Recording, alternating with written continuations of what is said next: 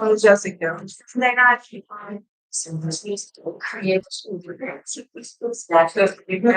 I mean, it's right.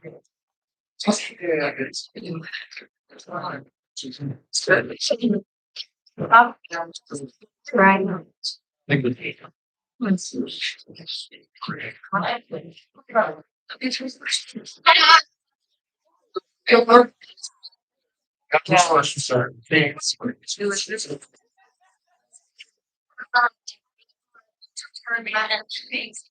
I know. Thanks, so you should save your part.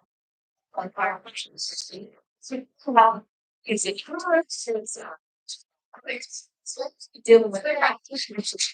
To see.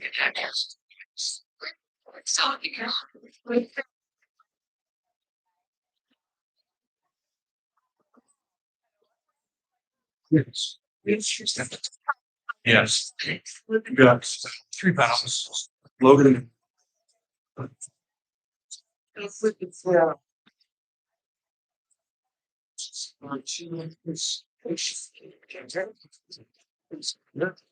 So as far as I can tell, are 2 minutes.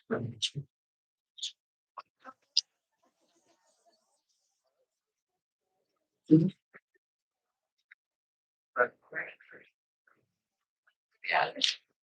Yeah, I have. Awesome. Good evening, and welcome to the League of Women Voters Community Forum for local offices in Logan and North Logan. We're really happy to have you here.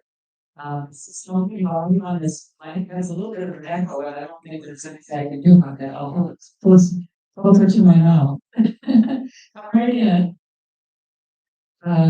we are very excited to have candidates from the 2 largest cities in the county, although I've heard that Hiram is catching up to North Logan and may pass us up pretty soon. If we were able, we would love to have candidate forums for all the municipal elections.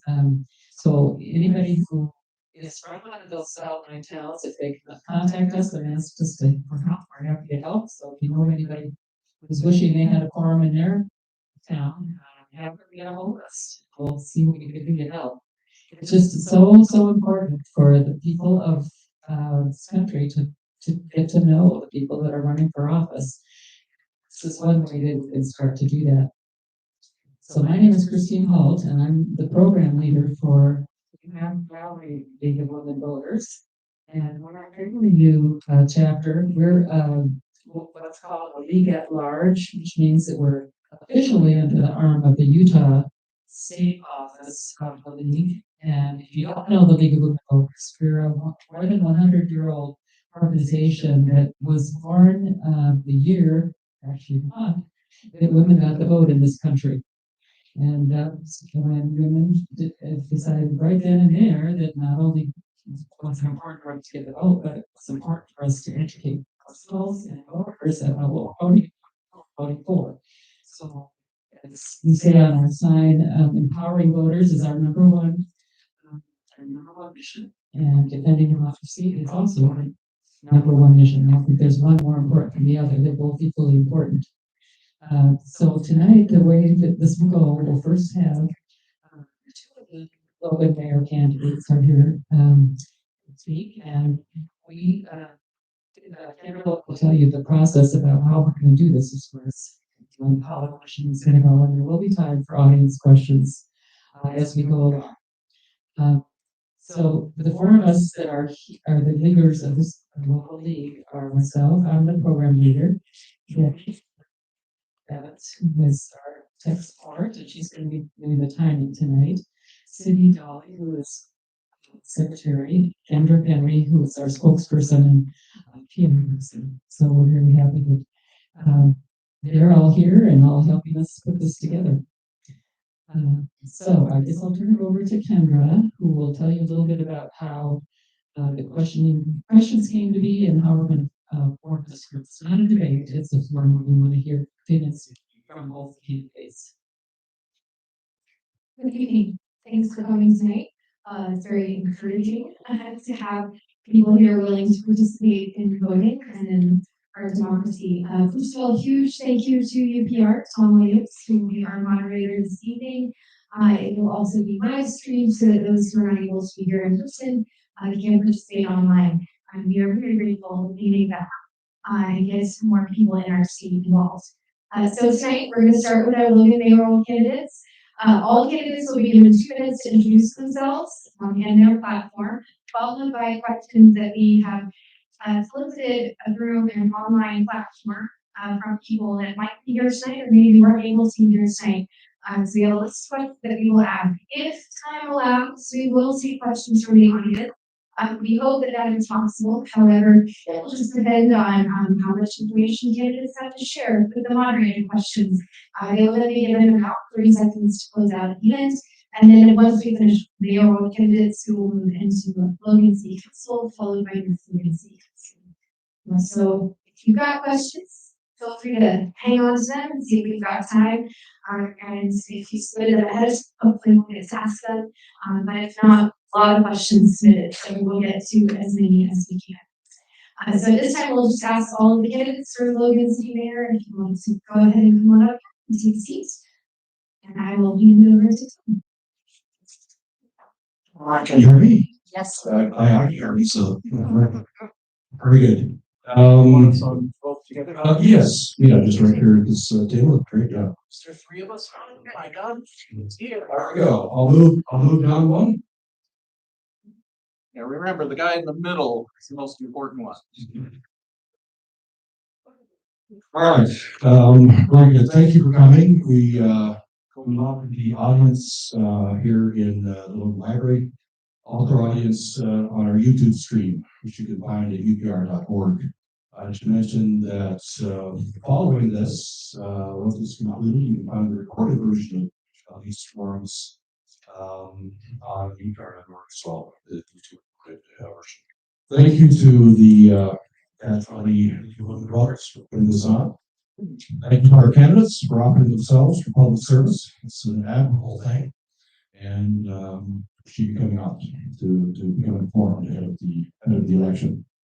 So you heard the time limits there, and right here you'll have times up is what you'll see at the end. If you're so let's just begin.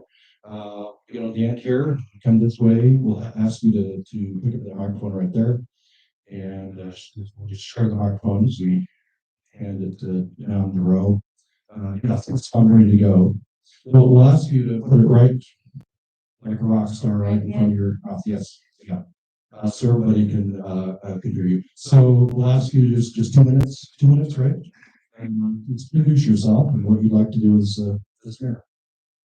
Hi, my name is Logan City. I'm running for Logan City Mayor. I'm happy to be here this evening. Thank you to the Cache Valley League of Women's Voters for hosting us, to UPR's Tom Williams for moderating, and the Logan City Library for providing the space. I love Logan, and though I've traveled extensively and lived in other states, this has always been my home. My background is in small-scale agriculture. I got my bachelor's in sustainable agriculture from USU, and I've worked on several schools in Cache Valley and the farmers market for nearly a decade, supplying food for the community. I love that work and brought that connection to the land and an understanding of local food systems with me when getting my master's in landscape architecture. I successfully defended my master's thesis project earlier this summer, exploring a combination of agriculture and affordable housing in residential development to meet people's need for food and shelter in a time when they are increasingly out of reach. This training changed the way that I think about and approach the complex problems of urban planning. It taught me that listening is vital in first discussing, then addressing the diverse needs of the public and city logistics. It showed me the importance of how we build within the context of regulation and ecology for functionality, wise resource use, and healthier communities. I'm running to put these skills to work serving the people of Logan. As mayor, I will create a strong, transparent communications framework for residents that prioritizes your input in a responsive and accountable local government. I will lead the city in more thoughtful development, so we can make sure that our growth reflects the needs and the unique character of Logan and celebrates our diverse cultural heritage and stewardship of natural resources. Okay, thank you. I'm Louis Roseberry. I've been in town for 20 years. Came here from Vegas, where I was. Okay, is this better? I'm Louis Roseberry. I came to town 20 years ago with my family from Las Vegas. Came here to a small town. It was growing as we got here and had been growing for 13 years. But I'm for slower growth. I am the one candidate that doesn't want everybody coming into Logan and turning into Ogden or Salt Lake. I want to move there, I would move there. I moved here. We got a lot of elderly people here that are retired and want walking fields, and a little bit of bike riding, safe streets. I'm very happy to be part of the Logan City Police Department and how to be cognizant of people's rights and treat people fairly, even though they don't always go my way when I complain to them. My background in politics is I was chairman of the Libertarian Party of Clark County.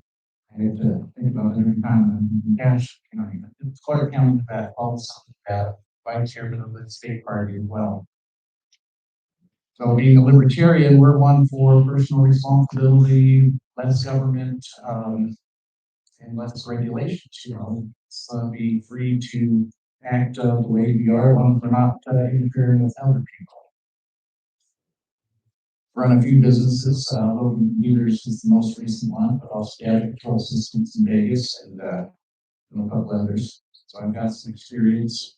With the Libertarian Party, I've had a lot of experience herding cats, as we call it. You know, cats, they don't herd anywhere. You gotta get them to think they're going where they want to go. And so that's where the challenge is there. So the name is Roseberry. That's one rose among the thorns. If you don't remember anything else from the day, just think of roses. That's the second one on the ballot. And I'm here to be with comments. All right, thank you. And the microphone over here.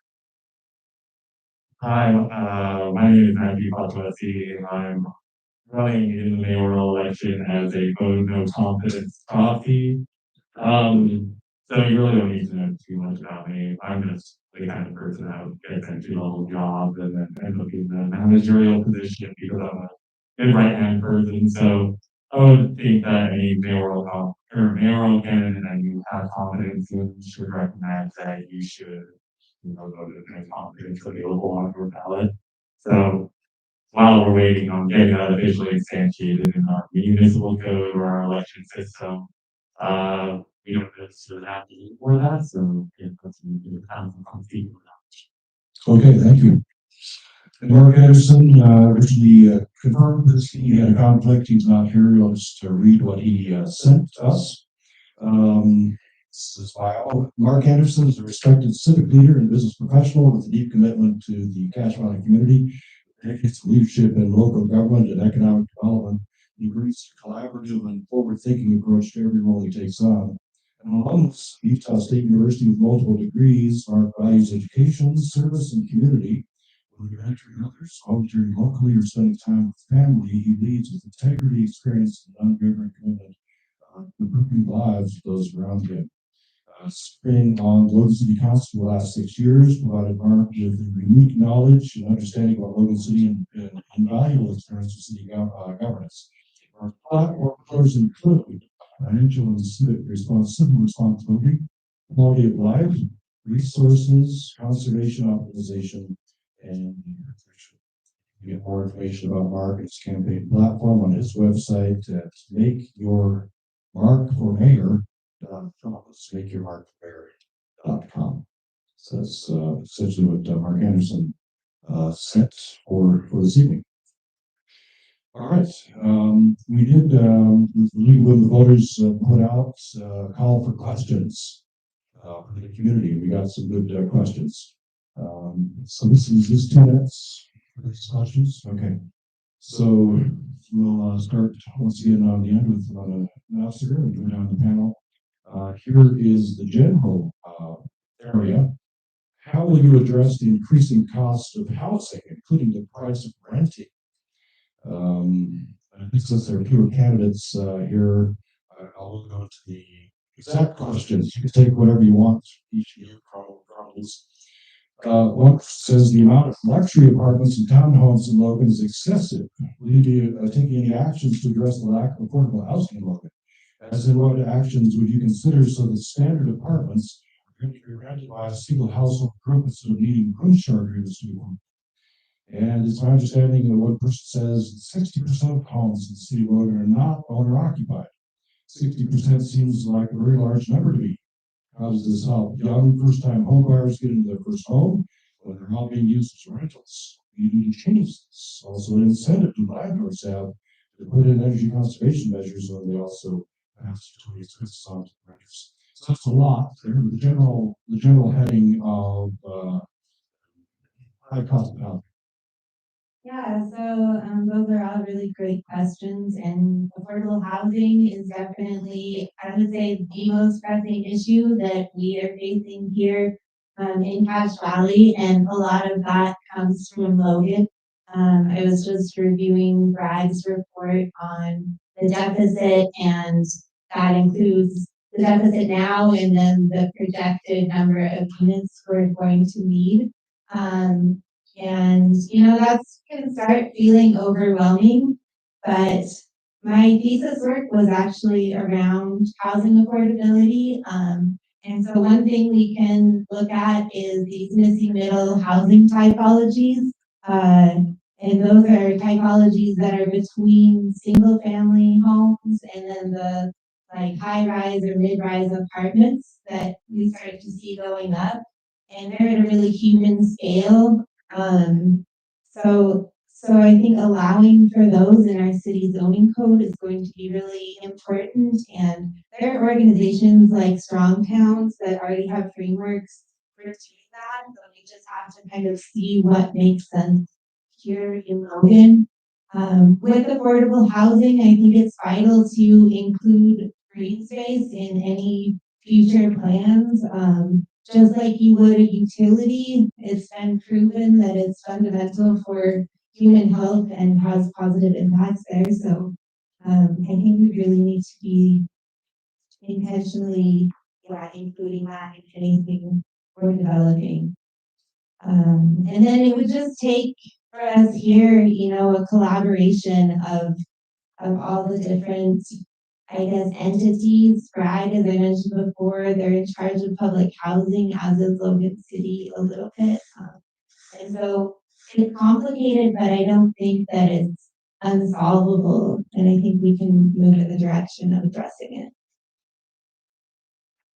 All right, I'll just restate the general question. How will you address the increasing cost of housing, including the price of renting? Yeah, sound is a bit of a problem. There's a couple of solutions to that. One thing I noticed from one of those questions was that there's 60% of non-owner occupied houses. Correct. So perhaps the city council should pass a resolution that you're allowed one house that you're not living in, and the others would have to be sold to somebody else, because this is not just a local problem, it's nationwide. Say a report a while back that said nobody working minimum wage can afford to live in an apartment anywhere in the United States. So rents are up. Now there is help. There's Bragg. We've mentioned that. We've also got the state. We've got different agencies that help out the poor being firm. We've got the ones that we've got Social Security that people are on, and that helps with a lot of it. But the rents keep going up, and sometimes people have to move. And as far as the new people coming in, what happens off school? They fall in love with Cache Valley. They graduate, and then they decide to go back to Cache Valley, come look. Well, there's no, if there's not affordable everything, maybe they should do for August or Salt Lake. It's not the proper role of government to pay people to live here. It's to protect our rights. Okay, all right, thank you. Anything you want to say on the housing situation?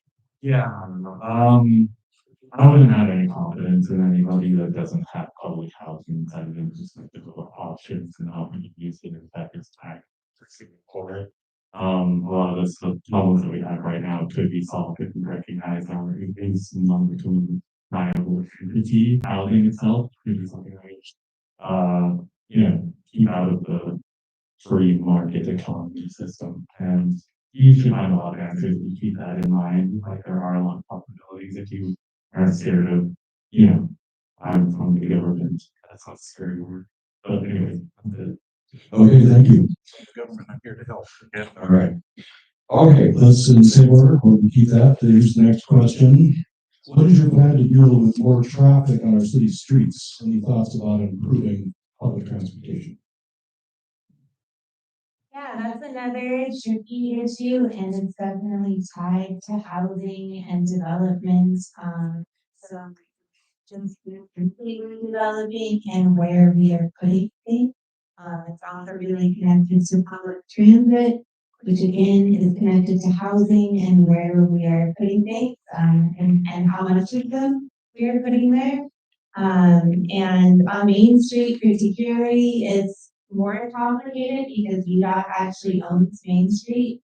But again, I don't think that these are, insurmountable problems that we're facing, and I think that if we started putting into them, we could really put a direction that all of us wanted to see to go. That probably is away from congestion and poor air quality. All right, I'll repeat the question. Bree, what is your plan to deal with more traffic on our city streets? Any thoughts about improving public transportation? I'm all for public transportation. I think Buses do a pretty good job, except when we have these red air days where they say it's dangerous for us to be outside. They're telling us to go outside and wait for a bus rather than drive in our car. We're safer from the fumes. But I would, first of all, the transit system is a county program. When we have comments about it in the paper, these active comments were plentiful. People would complain that people ride bus should pay to ride bus. I don't agree with that. I think it's okay that the bus is subsidized because that gets people to the workplace, they get people home, they get people to buy groceries. Not too much because they won't let you bring in just bags, carts of groceries off the bus. But they do have a little thing that helps you put your bike on it for those that want to ride bikes in our community. I'm all for maybe converting some of those buses to electric. Now, the thing about electric is it's not non-polluting because that electricity has to be generated somewhere. So you generate electricity in California or Washington or someplace like that. It comes down here, we're polluting it somewhere. Well, when I say polluting, I don't do pollution. CO2 is not a poison, all that stuff is nonsense. There's no man-made global warming. If there was, we'd be working harder on reducing men that are causing the problem. So anyway, I think it's fine to have the public transportation being free. They're putting in they're tearing up Main Street to put in a underground path for bicycles and walking. I'm all for that. It's going to be a little bit hard, but I think the road department's doing a good job. Again, counting on the number of potholes I hit on my way downtown, I add them all up. Round number is 0. So they're doing a good job keeping the roads maintained. All right, I'll repeat the question. What's your plan to deal with more traffic on our city streets? Any thoughts about improving public transportation? Yeah, there's making a lot of. I don't have any confidence in something. I think it's all of the issue. One of them is to start going with, like I said, public housing. Public transit is also something like we should not feel traffic out of the locations we find ourselves born in. So having a large network of connectivity in a vast public connectivity network would go a long way towards reducing, but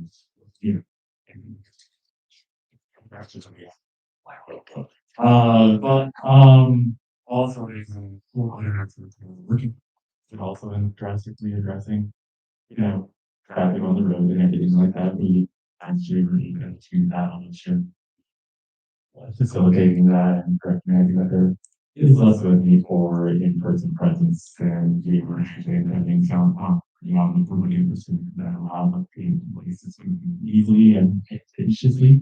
You can be there using the infrastructure that we currently already have set up, which allows for instantaneous communication, teleportation. So, yeah, there's a lot of ways to solve that problem. All right. Let's go to the next question. What is your position on meeting the need for more electrical energy using renewables versus fossil fuels? Yeah, I think that we should be looking at more renewable sources of energy for sure. And I know that Logan City has just committed to 30-year I guess endorsed contracts, but paying for fossil fuels for the next 30 years, and I definitely disagree with that. I think it really I guess hurts us. It causes more suffering to be reliant on those sorts of things. It causes more pollution. And so I just don't see why, with all of the evidence that we have and all of the research that has been done, we wouldn't be embracing more forward future for our energy needs. All right. What's your position on meeting the need for more electrical energy using renewables versus fossil fuels? If we do it correctly, that'd be okay. I'm also heard about the 30-year contract up in Idaho for using natural gas to generate electricity. Natural gas is one of the cleanest forms of quote fossil fuels.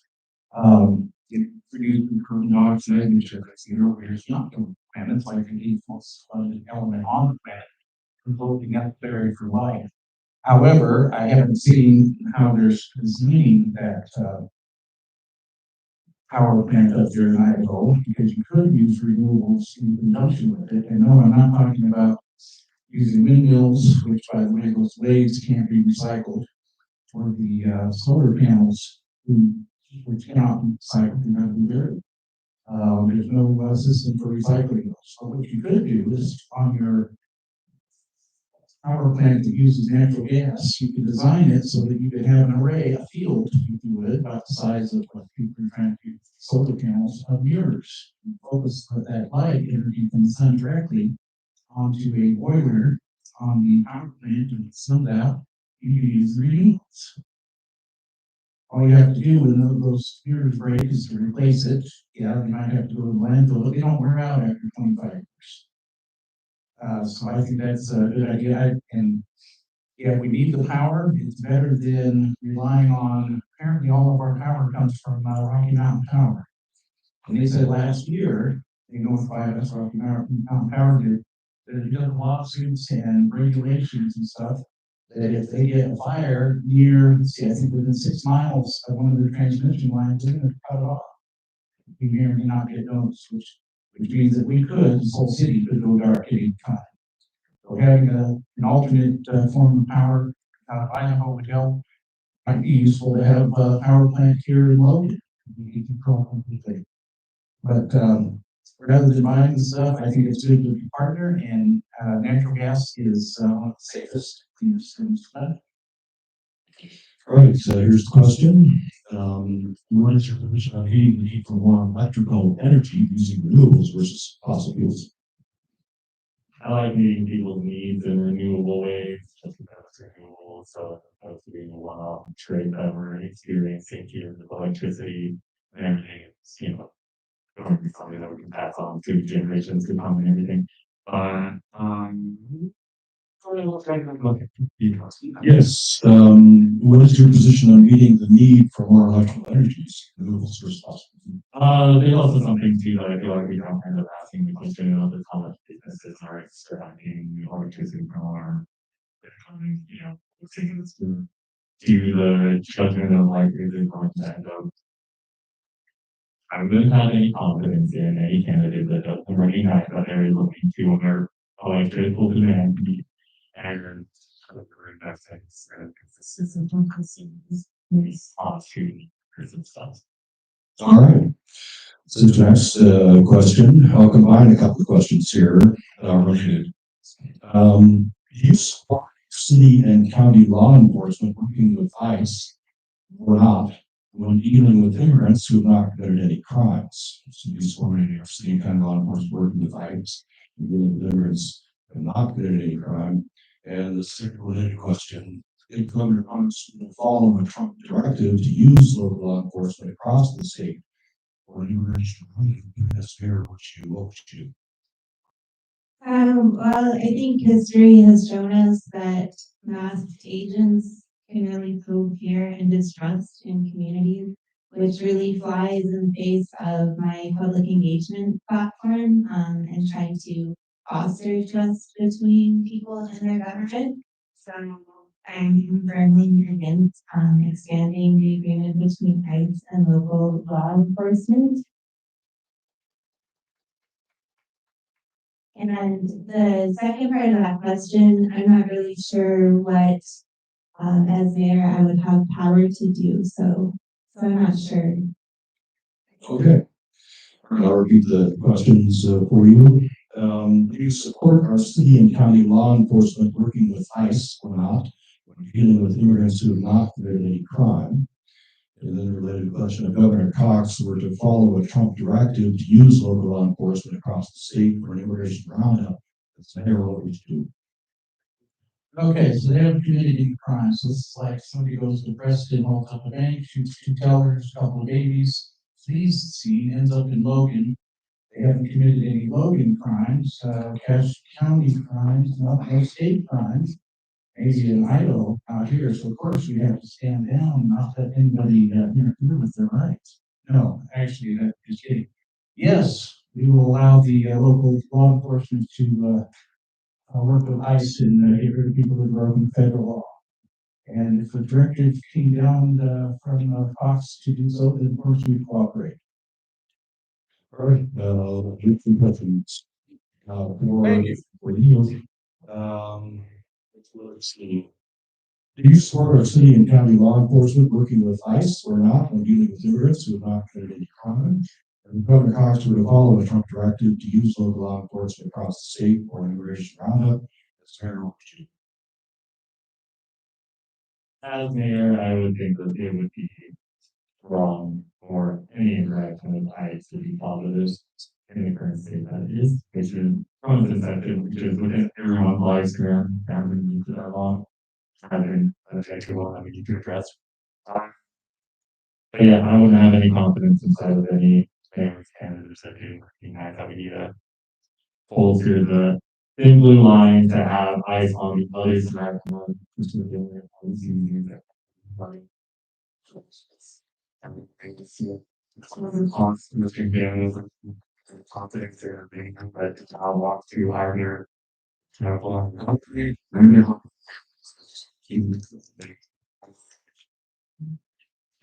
Logan in advocacy for anything in support of the people that are targeted by this? Okay. Let's go to the next question. How will you preserve and protect our water resources, including the Little Logan River? Yeah, so I've been involved with efforts to save the Little Logan River. That's kind of how I got my entry into local politics, and all of Utah is either in severe or moderate drought.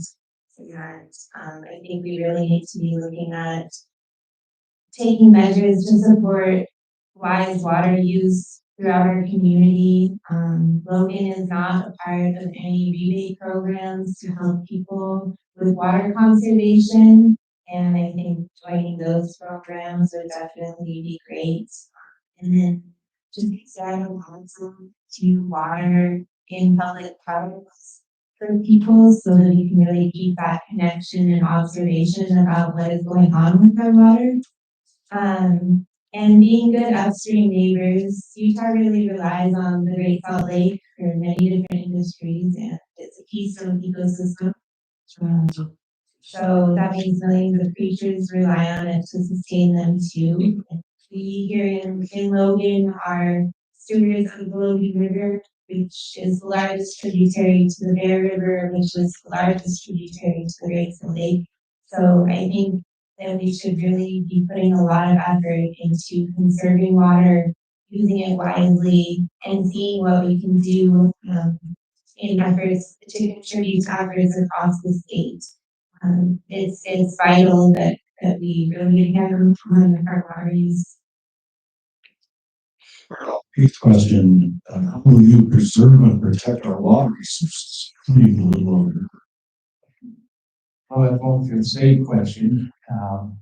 There's rumors that they're putting in a huge pipeline, to hopefully, I guess they're planning on trying to fill Salt Lake again. Possibly with water coming up, on the mountains over here. There, I'm not sure there's anything we can do about it. We've got our rivers, we've got our parks. I'm all for having those open for people to enjoy.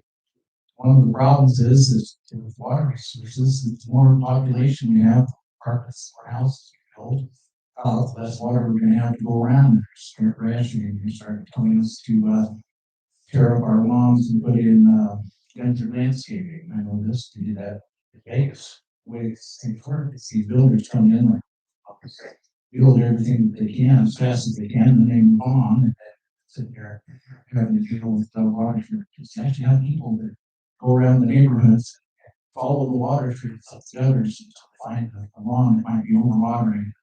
Fine. I don't really want to see that here, though. Good question. How will you preserve and protect our water resources, including the Little Logan River? Recognizing that this fight is on a global scale, a federal one, and yes, and local level, even, which is state level. And it's one of the reasons that I'm seeing some interesting interventions because of those EPA versus surrogate Supreme Court case inside of 2023 that ended up changing the definitions of waterways and particularly waterways as sort of a mission. So when we see inside of this tomorrow city council meeting, by the way, where they're going to be workshopping some changes inside of our municipal code on how we allow for like rehabilitation / construction into wetlands and everything. So I recommend this as a chance to see the progression of municipal code into effect and everything. As it is as possible into the consulting company while the public comment. But that waterway changes that they're going to be making are allowable because they're acting to be in accordance with federal law, which is a deregulation, as opposed to a bolstering of the protection on our environment, which is that we're doubling down correct to our environment. So let's start with last month where we should be doing part of it. So when it comes to the Little Logan waterway, we monitor that and everything like that. So we don't have any confidence inside of any finger didn't rankings of the streams. A very interesting one that we're still participating in, and also doesn't recognize to or wouldn't have any confidence in one that it also recognize like electricity is in a situation businesses also, having us bear a lot their load. All right. Let's go to the next question. Good answer. What will you do to support and protect our LGBTQ plus youth in the community? I mean, I think that the Logan Pride House is doing really well, but I know that community needs particularly reference to high rates of suicide and mental illness. So I think making sure that they have the social support that they needed to feel welcome in the community would be really vital in supporting them. All right. What will you do to support and protect our LGBTQ plus youth in the community? Aside from protecting the rights everyone has, there would be nothing. What will you do to support and protect our LGBTQ plus youth in the community? We're about being a milestone to set an example of what can be achieved as a member of that community. All right. Next question. On electric vehicles, you support replacing internal combustion city vehicles with EVs. Would you support adding another DC fast EV charging station? I mean, I guess I don't really know that much about that issue, so it's really hard for me to take a position on it. All right. I think maybe. Okay. Very good. Read question for you. On electric vehicles, do you support replacing internal combustion city vehicles with EVs? That's the first question. Next question is, would you support adding another DC fast EV charging station in Logan? Yes, to both of those. Electric vehicles, like I said, they still have to have the power generated somewhere. And fast charging station, one of the problems with an electric vehicle is when you go to charge it up, it's not like a gas station. It takes you 3 to 5 minutes to fill the tank. It takes time. So there's a restaurant in North Logan Culvers that has a CV station. Well, you plug into there and you go and grab some lunch, half hour late and come back, your car is charged. I am all for switching over to electric vehicles. I think they make a lot of sense, but I don't think that we should mandate it. Have the government tell you that you're not going to be able to use some combustion engine or weed whacker or lawnmower, and it all have to be converted over to electricity. All right, next question for you on electric vehicles. Do you support replacing internal combustion city vehicles with EVs? And would you support adding another DC fast EV charging station in Logan?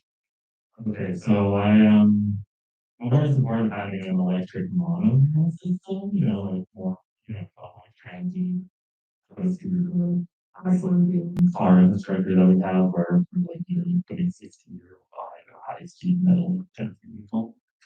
But I would very much like to, I'll stay away from that. Electric, if you're going to do electric cars and everything like that, it's obviously hard. There's a lot of fun that we get had with that concept. So back in the day too, when cars were first getting made, there was a discussion of whether we should add speed limiters onto them, and I think that's a very valid thing for us to bring back into discussion as well. So in the instance of, we have these EV stations, I would be in support of going electric vehicle. We set up a stop and everything like that, and then you guys are having the speed limiter for the highest travel, and being interested in the situation of when you're in the town, you have to shut in the speed limiter, your deep refiners, anything like that. There's a lot of ways that we can imagine the situation, but it definitely is the right direction to move from the current combustion engines because global warming is a thing. All right, thank you. Now, Bruce, the last question. This is from specifically for Matthew Kotowicz. Are you doing that? I'm going to write half the time out. Oh, okay. Now the question has a different point of view. You might want to push back against that. I'll check. You can check the accuracy of the question. Here's the question. Why should I waste my vote on someone who just plans on stepping down if he wins, quote unquote? Why not hear out a candidate to be the voice you want voters to hear? I don't think there's any ways in having a vote with no confidence. If you were to have any confidence that I will represent you with no confidence, and you think that I have the confidence to stay in as mayor. But if you actually are voting me as a vote of no confidence popular, and you do have confidence that I should be in vote of no confidence, then I will in the study down with you can be on. Just maybe there's a weird rambling situation. I did the job. I love that thing. The longest for having confidence and getting all the sides to work.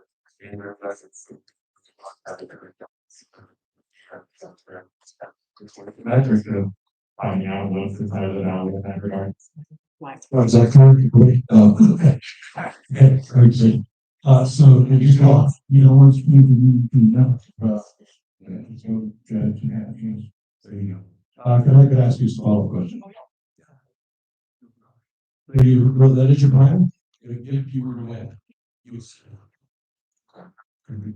Okay, so it really is. Hoping to take this show on the road to, from the local up to the national, and I don't know if they have an international level, maybe the international level. If they don't have any options or no confidence, then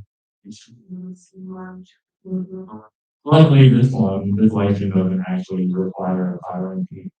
And it's not just really it's a longer election around the ballot in the next election. And we're still having those stable, So you're no confidence guy. I have no problem. Okay. I have confidence.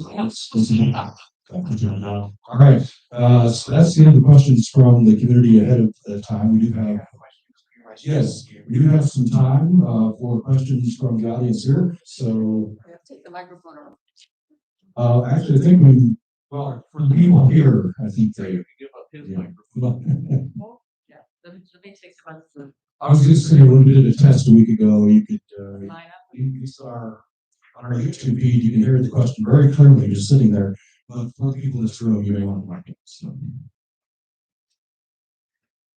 One of the other candidates for mayor is not here, is explicitly running on a pro-growth idea.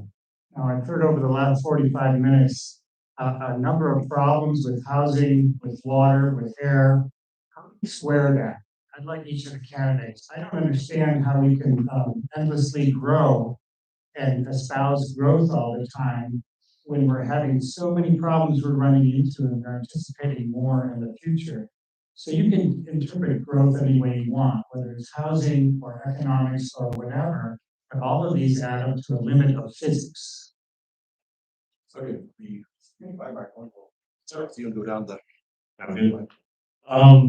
So like I mentioned earlier, with the fact that we end up treating housing as a commodity worth trading and everything like that, we don't have the proper ways of handling that infinite growth problem because it is not a system that should be able to be consumed infinitely global.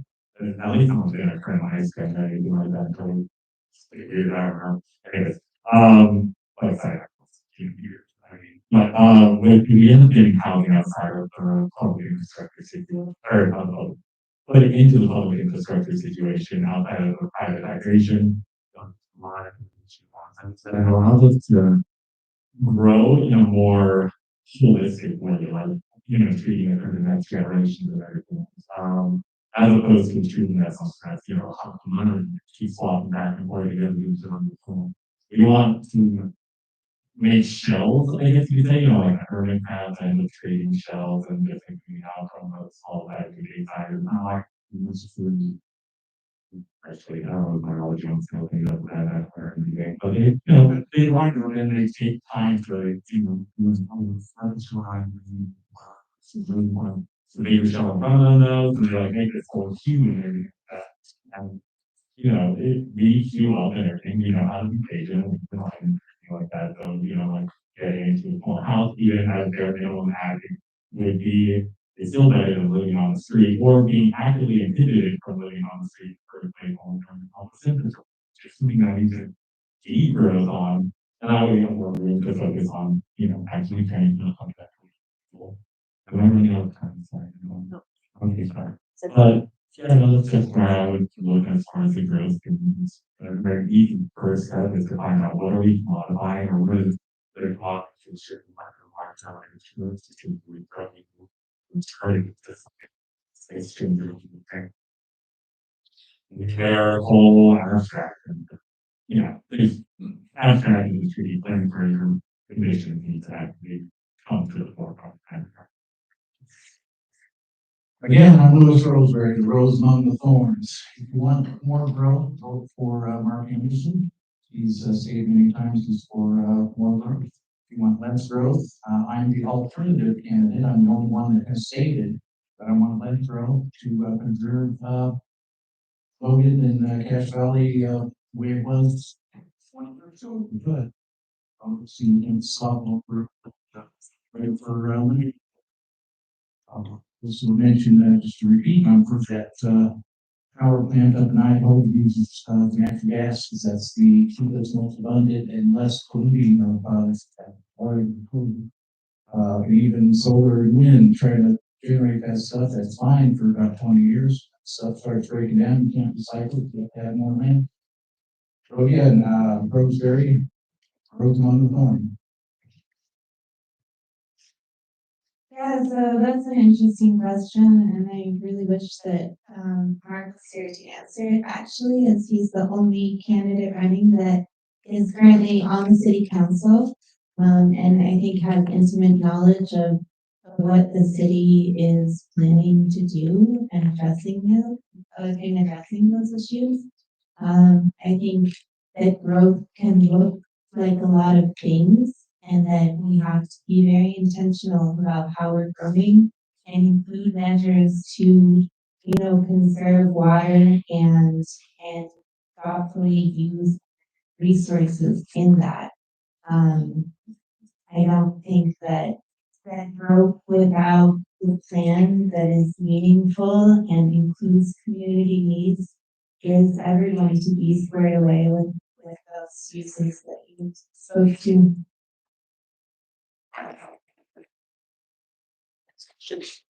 Any other questions?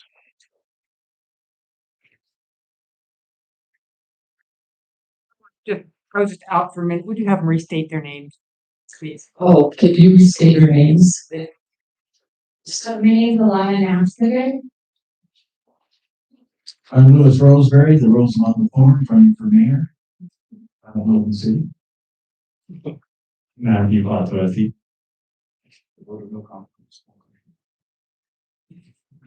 All right, yes, question back. Let me bring you the microphone.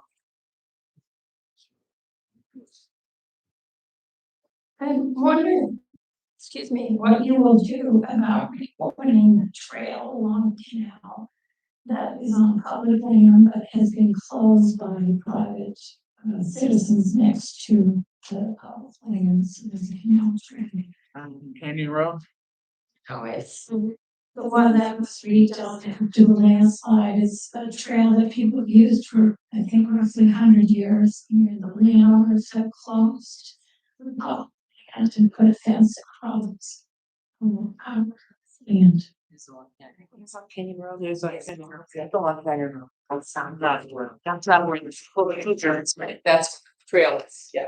Is there a reason to mean charity and bringing the regular thing? Because I feel like I Just speak up. Sorry, I apologize. I was just wondering why we're not being chatty and knowing what the person's name is when it comes to this situation. Like, I feel like this should be something that would be discussed. Like, yes, this is a very serious thing, especially since it is public land, and I do think that there should be like legislation or something. Like, do you take this into like the courts or something if this is a big problem? But again, person's name necessarily. And not how we discuss it, not just like out on your neighbor to argue like, what the heck, dude. I think it should be regular, these are all things between actually I'm not talking trying to take advantage of that. I don't hear that. Yes, Canyon Trail. I don't think we need to know the homeowners' names. However, that trail, well, first of all, one of the things is they're planning on, that we just voted to put sidewalks on both sides of Canyon Road. There's already a sidewalk through most of it, where those 100-year-old trees are. They plan on uprooting those, put a sidewalk. There's already a sidewalk on the inside. They want to make it a 10-foot wide trail hiking type sidewalk. There's already a trail up 50 yards up on the trail. It's the one that apparently is closed. In addition to being a hiking trail where people can go and enjoy that, it's also a fire line. They haven't been able to get people up there to remove the brush. You want to be like Los Angeles and have a fire that just gets out on the hillside. As far as the other end, up near the dam, I believe we've already got it blocked off with fences and everything. I've got this idea, it probably wouldn't work because you'd have to get a lot of permissions and everything, but I'll go ahead and tell you the idea. We get with the ROTC and the National Guard and Civil Air Patrol people, that's the students from 12 to 13 up that are learning about the military, and you have an exercise. You take an ABC and you run it through those gates, you open it up. Otherwise, the other option is to do it manually by hand or possibly use a fire truck. You gotta be able to get a fire truck in there to fight the fires. And so it's a preventative fire thing, and it is an important issue. And if I had been mayor, all these years would have helped, and I would have found a way. And so, to my knowledge, the city is currently in litigation over that, or will be very soon make allocated funds to reopening the trail.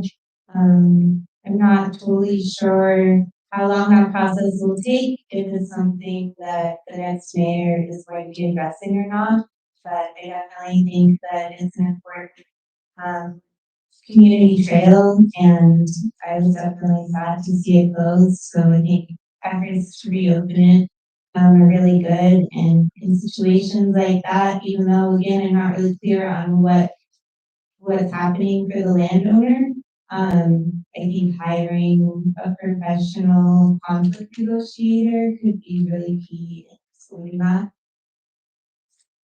I think I have time for one more question. Okay. Question, but I've already asked one. Okay, yeah, we've, well, new questioner, but, okay. Hello, what's a, what's a policy or an idea that you have that hasn't been brought up, something that you're excited to implement for your area? We'll start right here. Yeah. Yeah, I guess that honestly, I have a hard time considering what kind of policies I would enact as mayor. This is not a national campaign. I don't have a team of people researching issues for me. So it's difficult to specifically say what, but as a longtime farmer, I think that the Market Cities movement is really cool, and if we could bring something like that here, then and become a part of that network, that could be really awesome and bolster the local economy as well as people's health and just add to a vibrant city here in Logan. What is that? Market cities? What is the market cities? With that, Craig. What is What- that? what is it? I'm not. It's a network of cities, and basically they're using like farmers markets and market spaces to really increase food security in regions, but also bolster the local economy. So they've identified that that's like kind of a keystone, or can be a keystone piece of like a really vibrant city, and so I think joining something that could really be great for Logan. Again, Louis Roseberry, the Rose on the Forest, yes, you mentioned that, a little bit of experience in politics, so we'll be biased and you're filling out the ballot, my name's, you say, oh, Roseberry, yeah, it's on the Forest, choose it. But that's for the question, very good question, by the way. I think the city's doing pretty good with, traffic, with the waterways, we have parks that, you've been into one of the parks or two that, when dusk comes, the police car pulls up behind you and says, what are you doing here? The park is closed. They're keeping it for the kids, not the drug users. So that's very good. One question I'm gonna have, start with what the heck, although I won't use heck, it would be something with two things. Who authorized this, little skating rink they put over here, a little tiny thing that's not good for anything, and I guess at the same time, they're not gonna be flooding the field out here at Olson Park with the people up. Why are we wasting all that money on a little skating rink? I guess it could be used for something else in the summertime. I haven't actually gone and looked at it, but I've heard that it's so small, it's smaller than their terrain. And it's just not enough room to ice skate or much of anything else. But I think the city's doing a pretty good job. There's a few questions I have, and I mentioned some of those. What the heck are they doing with Canyon Road? Why do we need sidewalks outside? Why are they taking out these trees? Trees are kind of old. They probably don't have more than 25 years of life left. But still, I'm not sure why we need to put sidewalks on it. It sounds like they're trying to close out the trail, which again, as I mentioned, is also a fire break and resources to fight fires and clear brush to prevent fires. So it's something that I've been talking about, right? I think I'm really cool. What's the name for this wording? Yeah, to the single person per PDP, anything like that, but it would be really key having that inside of our system. We also need to look at, he has confidence in a mayoral candidate that would use a portion of their paycheck to champion somebody to go to the state level and end up becoming our proxy on state level elections and everything like that too. Could be me too. I think it would be fun to do that competition out of it too. That's okay. That's all I can do against. We're gonna do that. You want to do we kind of do all the time. Other things too would probably. I mean, this- I talk about it.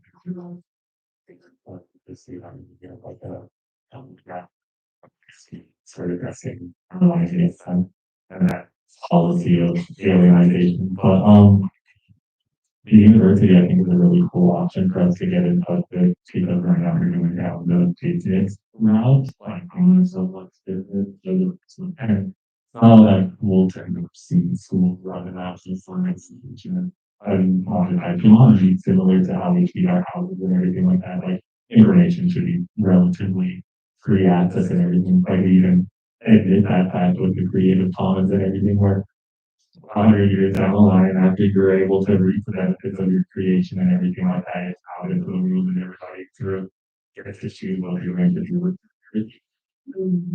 Education should be in that regard, like education knowledge should be pretty in the back of the mind. So you can get your all the capability to take it the participation to it's a little bit demeaning on the quality of the knowledge that you spend your lifetime learning. Thank you for candidates for Logan City Mayor. And then after Mr. O'Terry and Matthew Kotowicz, let's give them a hand.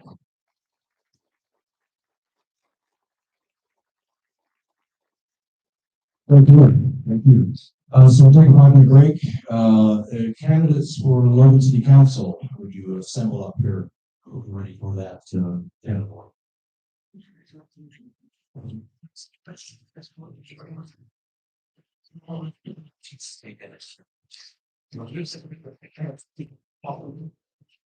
I think we start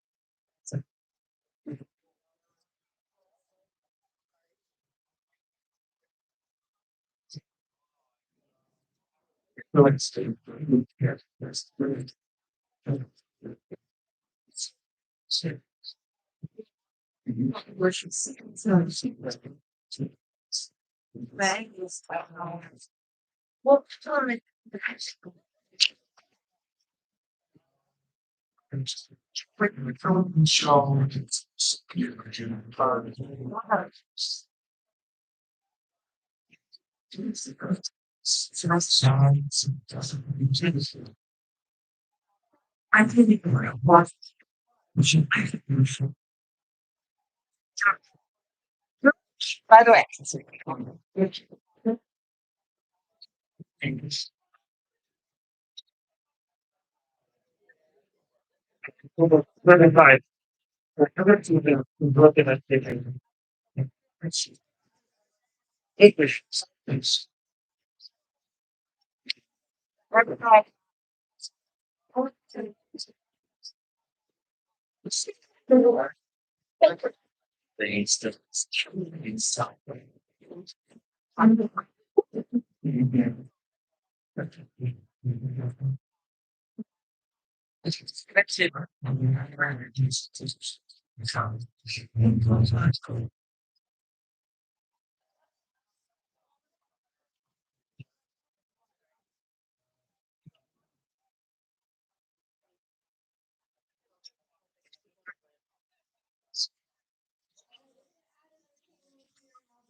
Just a quick announcement.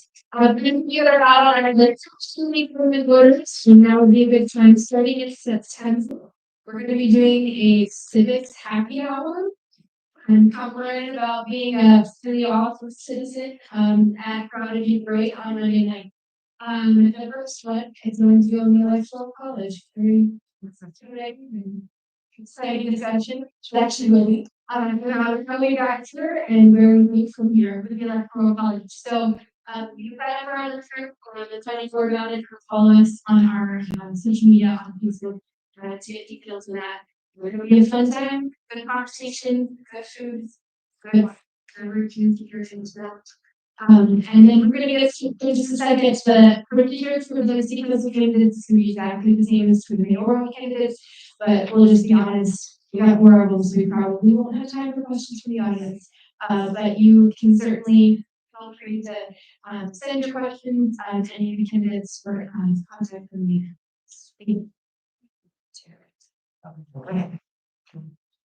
All right, well, we appreciate candidates for Logan City Council. Thank you much. I think he's gonna run fast, at least for the video feed. Is he currently roving report or something? So I'll be kind of walking back and forth, sitting closely. So appreciate everybody else. Thank you so much. And thank you for offering yourself for public service. That's a wonderful thing. Let's start at this end. Have each of you just take 2 minutes and introduce yourself, say your name and why you're running. So the microphone and hold it right next to your mouth. Thank you. I am Gail Yes. I am running because I have spent all of my adult career working with people's issues. I spent 6 years or more listening to the city council, asking questions, giving my opinions. I worked for Bragg for 8 years in the 80s. I had gotten my master's degree during that time. I have a PhD in family and human development. I'm all about people issues. It's not about buildings, not about programs, how they affect people that need to be taken into consideration. But it's about people representing people. The city is made of people. And all of them are taxpayers, even if they just, or if they just buy groceries here or buy gas here. They're all taxpayers. We all need to listen to them. We cannot decide which ones are worthy of hearing and which ones aren't. All of us are equal in the ability to need each other. We all need each other. I've worked with hardcore foster kids. I've worked with special education. I've worked in the hospital as a behaviorist. I have done so many jobs, all of which are about people. And I understand the human condition and what we need to take care of it. All right, thank you. Next, let's tell us your name and why you're running. Hi, my name is Katie Reed Coben, and I want to thank you all for being here tonight and being interested in the work and the League of Women Voters for the input that you do. I'm running because I love Logan and I want to preserve the parts that we cherish and improve on the areas where we fall short. With my experience and executive director of museum leadership roles over the last 20 years and serving on a number of city council, city committees, and recent years, I hope here to take on this role and serve you. I served as the chair of the Hillcrest Neighborhood Council for the past 4 years, and I'm a founding member of the Public Art Committee for the City of Oregon, which is she's manly just outside of the library here. It's actually a product of that committee. It's a sculpture. I'm also a member of the Logan General Plan Steering Committee, and that's the plan that's going to guide the city for the next 20 years. and a really important plan to pay attention to. So, in those roles, I have improved communication with citizens to hear their input on those things, listen to my neighbors in Hillcrest, share their concerns and advocate for them. And in my day-to-day job, I provide leadership, I manage budgets, staff, I work across departments at Utah State University from facilities and electrical to the president's office and in order to get things done. And ultimately, as a museum director, I'm thinking about our constituents and what's important to the community. And so I think there are a lot of experiences that I bring to this. I'm a solver and a doer, and I hope that you'll consider this.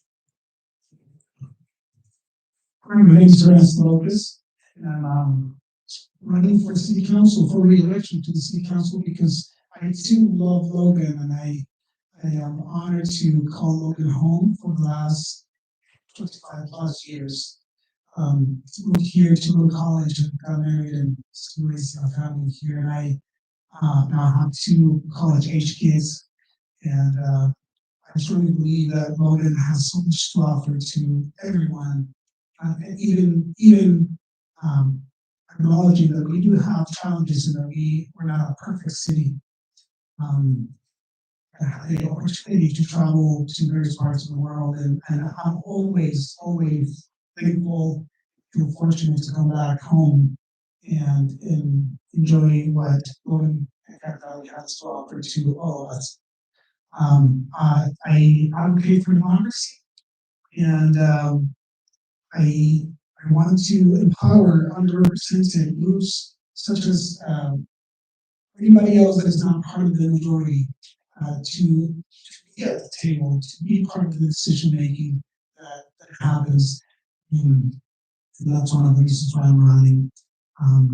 In the past, I worked for Campus Youth, the Better Head Start, involvement specialist, research training specialist, and now I lead the online programs team at USU Extension, where we produce online courses that help bring the research-based content the university produces to the community at large.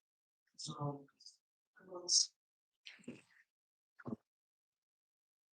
Hi, my name is John Pollard.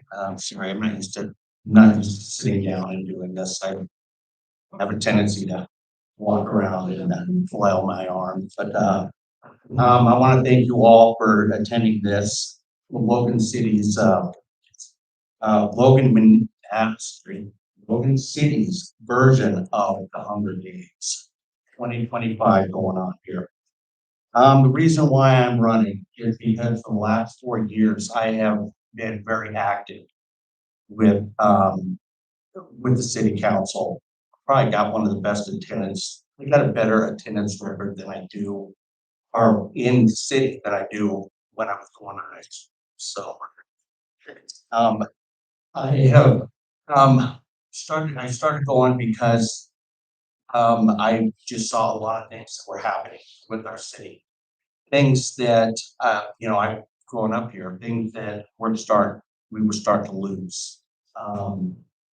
I started the platform with trying to preserve Logan years ago, and have controlling Logan City Council and critiquing them, for 4 years now. I ran last term and lost in the primaries, but feel like I'm better qualified now. So let's see. I did all these cards, and of course, again, it's just going. So, but yeah, I want to. There's a lot of things that I think that we can improve in our city. When it comes to policy, when it comes to how we grow, and I've got a lot of things, ideas and things. So, anyway, thank you. My name is Christy Osweizy. I am I don't know if I'm a little bit surprised that I'm here, sitting there. I started going to some hearing committee meetings and some city council meetings because my oldest man is, and just notice how ignored I was and anybody who said anything. Well, I felt like they were completely ignored. And I just got more frustrated and I come home and complain to my children and, this is crazy. And then I got to the point where I said, I couldn't complain anymore if I didn't do something. So I was informed the city council that seats coming open and I'm here. I do not have experience. I am a military spouse. Nobody would hire me. If you look at my resume, I've had I worked for a year here, a year and a half there, a year here, because we PCS and move. And most of my experience is working with military families and soldiers in education centers, getting tests, doing family resources. And but I've been part of Logan since '89. My family moved here the day after I graduated high school at Moss Idaho. They turned Logan and we've been here since and it's always been based. So seeing some of the things that are changing and some of the things that are being ignored as I guess a little flame of me. I have never been a political person and did not expect to see myself here. So I am just tired of people not being heard. And I think everybody in the city should be heard and their opinions should have just as much say as the developer does. My name is Charlie Lacey. I'm her kid. Second youngest. I started going and attending to city council meetings with my kid Lacey, my oldest sibling, and we discussed how that we have different comparisons and issues. Whenever we go to meetings or some engagements, whatever it may have been, it started in similar fashion with my mother and having a flame underneath me. I was going to participate, and I always had a very obsessively empathetic tendency for the people around me, and it's very with these meetings, I was a lack of proper representation. They are our elected officials. They should be the collective voice of the people, and there seems to consistently, on a majority of them, be a lack of that, a lack of interest, a lack of intrigue, a lack of endearment, engagement with the people, despite the complaints that there have been.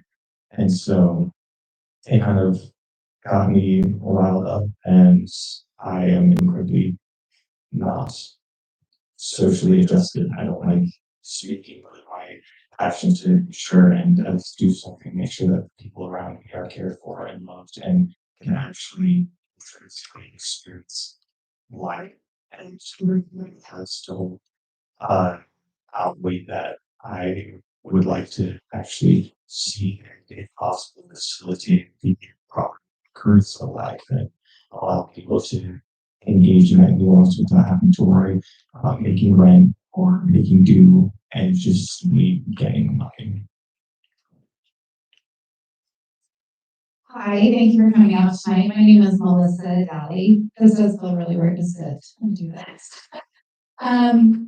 I have been a resident of Logan City for about 22 years, but I was born and raised here in Cache Valley. My dad was a teacher at IBO. I grew up in Newman.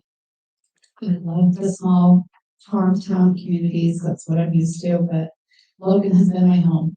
And I love Logan. For the past 15 years, I've been volunteering in a variety of different capacities. I have been volunteers at their schools. I've been on community councils at elementary school and high school in the Logan City School District. I was the chair for the Woodruff Neighborhood Council for about 7 years. I'm currently serving as chair of the Logan Parks and Rec Department, or Parks and Rec Board, sorry. And that, and then I've also done more. In fact, my family calls me a professional volunteer. It's basically what I do. So I just decided to run for city council because about 7 years ago, I went and had a meeting with the mayor to talk to her about a rec center. Because my kids were involved in swimming, I felt like I did an aquatic center in Logan. He's the one who got me started and going to public meetings, trying to promote our neighborhood council that we can share, and also know the person that work. I was key in contacting all the mayors in the county to get the indoor recreation facility feasibility study started. That first phase 1 was just completed at the beginning of July. Waiting to see those results, and that's mostly why I'm running this, because I would like to continue on with my pursuit on a rec center, be a city rec center, county rec center, ultimately. You keep the microphone down there. I think we'll alternate so that we don't have to, Everybody knows that I sat down. I was informed by my guy that it'd be better for you to just sit down. So I lost my dream of roving in front of the this here, but it's okay. It's okay. Yeah, he knows it's okay, right? I'll sit here. Thank you for being here, candidates for Logan City Council. We have questions here submitted ahead of time by community members. These are questions from the community. So I'll just start. I'm going to we'll mark this way. In general, how will you address the increasing cost of housing, including the price of renting? Personally, I think this is a tough one to just immediately address. It's obviously an issue of supply and demand. You cannot build affordable housing with the cost of building materials as they are today. So you have to build in order to provide already built affordable housing. I believe that that's going to slowly be coming. I have noticed, and it drives my husband nuts, that you notice more for rent signs out there, more for lease signs. And I think as those begin to open up, prices will naturally start to fall because they can't keep prices up and keep renters in as prices are high. As city council, I think we will support some growth because I think I would say it more as a smart growth. I know people don't feel like the city council listens, that they do have zones that they have to go by. And that's most of the city council roles is following those planning zones and previously been planned out. So I've had to follow those. If you're going to mention 2 minutes of each answer, you did very well, but I hadn't mentioned that. So, we have an answer who will hold up a time, or what do you say? Time's up. Time's up. You'll see that after time's up. So go ahead. Let me, sorry, maybe be good. I'll just reread the question and each person so you remember. How will you address the increasing cost of housing, including price? Actually written down for this, what I could engage with, see, advocating for policies that's full housing, higher density, mixed use development, especially in regards to apartments, if we are going to be engaging with renting, utilize grants and taxpayer funds properly, usually engaging in public infrastructure. One of the worst issues we see in tandem with each other is housing and people's lack of what's it called, wage. People are still making absolutely, like they're just barely getting by. In most cases, the only reason that people are getting by is because they're bunking down with the roommate and have, sugar and utilizing your position as an elected representative, you can go to the state, you can advocate for the increase of the minimum wage, which will in turn at least allow people to keep up with the prices of housing and more to engage with housing directly. Start just making housing free as it is deemed as a human right in so many different places. just saying no to, landlords, saying no to real estate investors restricting what they can and cannot do, actually putting a precedent on understanding that, treating it like a business and treating it like a commodified issue. And being able to engage with that on an understanding that everybody deserves a home and a place to live. All right, I'll repeat the question here. How will you address the increased cost of housing, including property? I'm not sure exactly how to do this other than focus on raising owners, but I do know that the skyrocket in the rent has happened in the last 7 years. And I'm really interested to find out simply why. I sold my house in 2017 when we were in Germany, came back and sold it, and that was the beginning of this incredible uptick of value of property, and it's just gotten through the roof. And if I had kept my house in that 7 year period, I sold my house 220,000. I thought that was crazy because it should not have had that much equity in it in 5 years. But if I had kept that same house and sold it today, I could sell it for $500,000, which is absolutely ridiculous because that it's not worth that. And I don't understand. I personally don't understand the economics behind that. Why housing is not why is that way everywhere? But I would like to hopefully find some mechanism in Logan City that make housing more affordable so people aren't bunking up like my other children. There's 3 of them sharing a house so they can afford it. None of my children will never be able to buy a house. And to figure out some way. And again, I don't know what questions to ask on that, but I would try very hard. How will you address the increasing cost of housing, including price of renting? First, I'd like to confront the Cache County Housing Crisis Task Force, because when they established back in 2020, you can see people's rents and housing markets starting to go up. Then I think that board considered about 60 people. Yeah, different types of real estate companies, private equity, property owners, for Providence mayors on there. I think that we need to address the situation with them. They, from what I researched with them, I think they are part of the cause of the markets going on here. When people say, it's the market that's happening, it's the market, they're literally blaming a third party. But yet everybody involved in real estate and private equity are part of that. So it's basically like a conglomerate of real estate. And so, when they're blaming a third party, they're just trying to, reflect it off just some imaginary or whatever entity.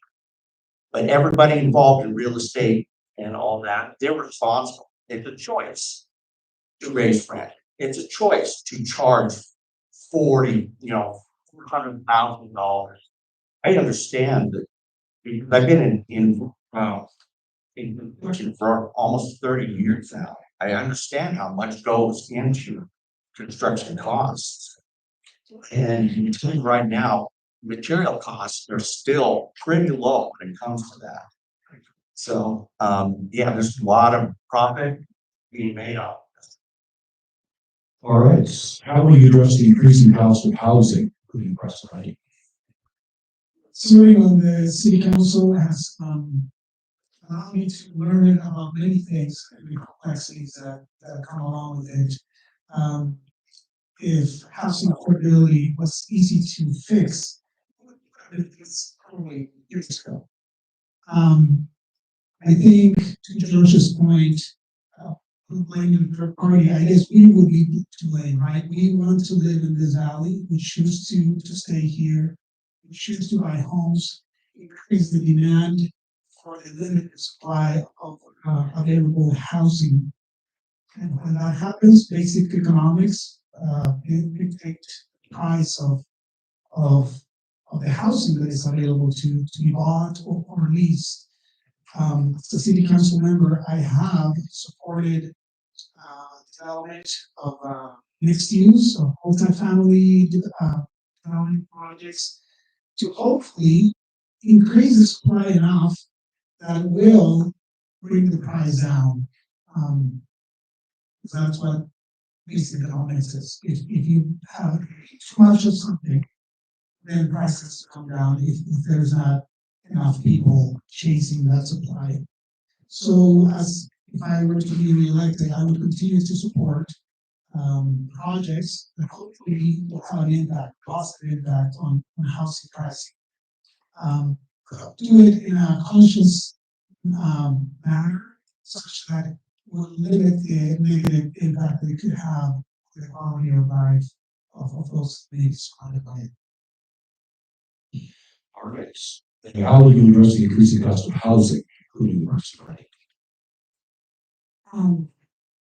So during the last election, I talked about the number of houses we have in Logan and being a part of college town is one of the things that I noticed is really a perennial sort of challenge for Logan to be thinking about. So we have a little under 19,000 housing units here in Logan City, and 38.5% are owner occupied. The average for Utah is 70%. Right, we have a low owner occupancy. No surprise, being the city of Logan, being a college town. USU has 20,000 students on our Logan campus, 3,500 units for students to live. I believe around 3,500 that live amongst the community. So there's still 13,000 students who have to figure out housing.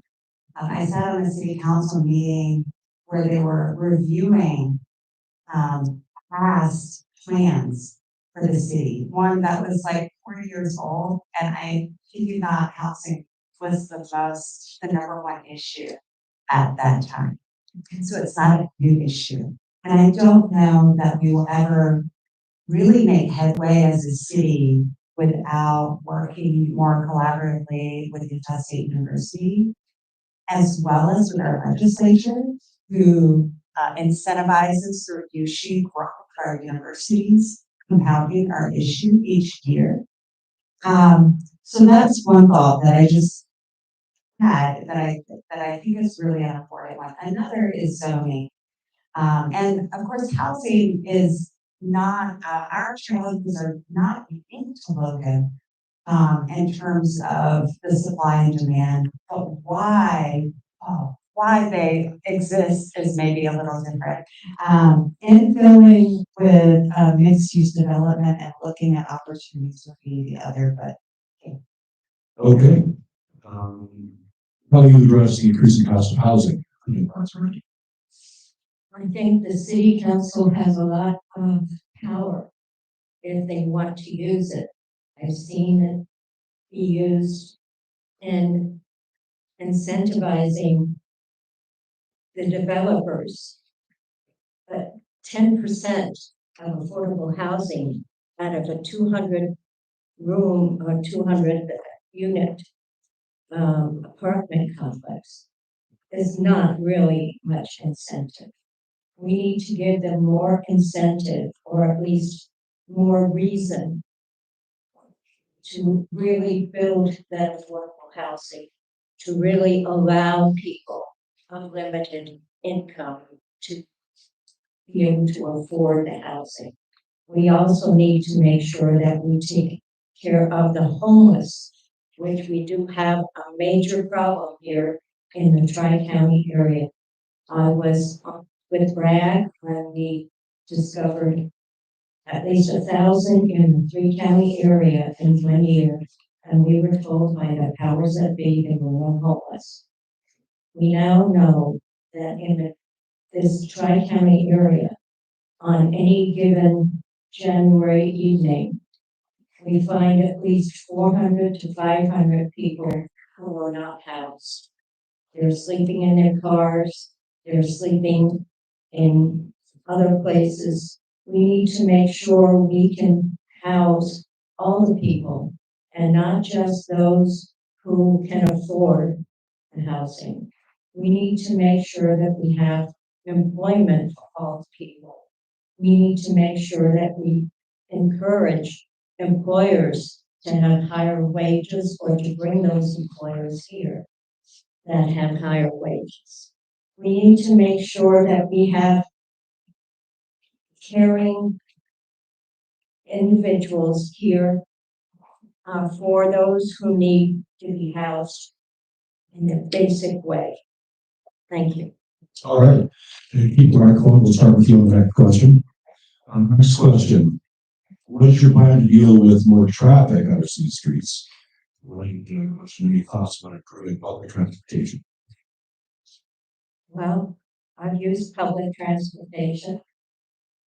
And it's very helpful, especially since it did start in Logan. It was the LTV before it was the CVTV.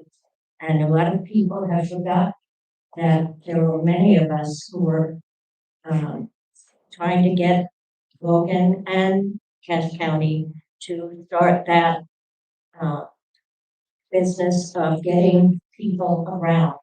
And it has been such a good thing that it would cost more for us to charge fees to use the buses than for people to just use them the way they are. And so we have this wonderful bus system, and it can go towards almost any area in the valley, even up to Preston area. We need to make sure that people who need to get jobs have the understanding of the usability of our mass production of people moving around.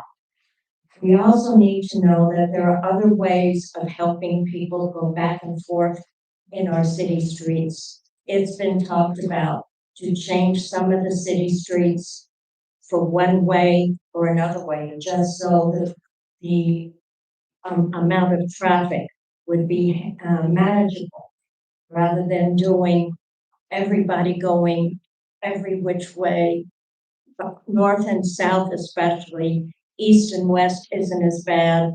We need to understand that traffic is basically because we love our cars too much to use mass transportation. All right, thank you. What is your plan to deal with more traffic in our city streets? Any thoughts about improving public transportation? So to start with traffic, as everyone has seen, some of the major roads that cut right through Logan. And so, and right now, I think within the next month, we will see their updated proposal, I believe, for Main Street and some of the adjacent sort of solutions related to Main Street. So that I understand is forthcoming.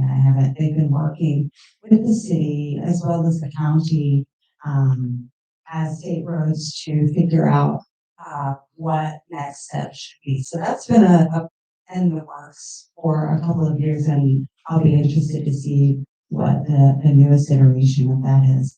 But that is a collaboration with understanding that our traffic issues, they don't start at the boundary and stop at the boundaries of Logan, that they run with our adjacent municipalities in our county, and so working together more with our neighboring cities and working with the county and the state is critically important.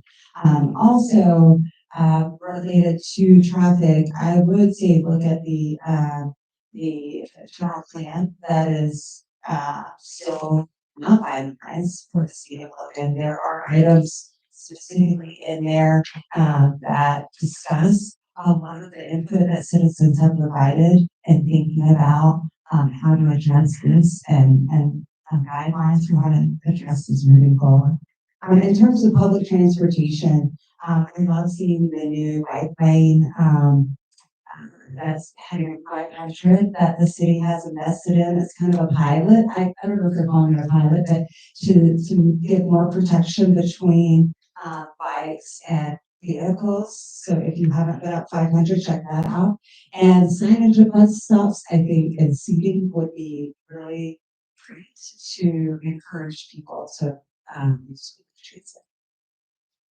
All right, so what is your plan to deal with more traffic on our city streets? Any thought about improving public transportation?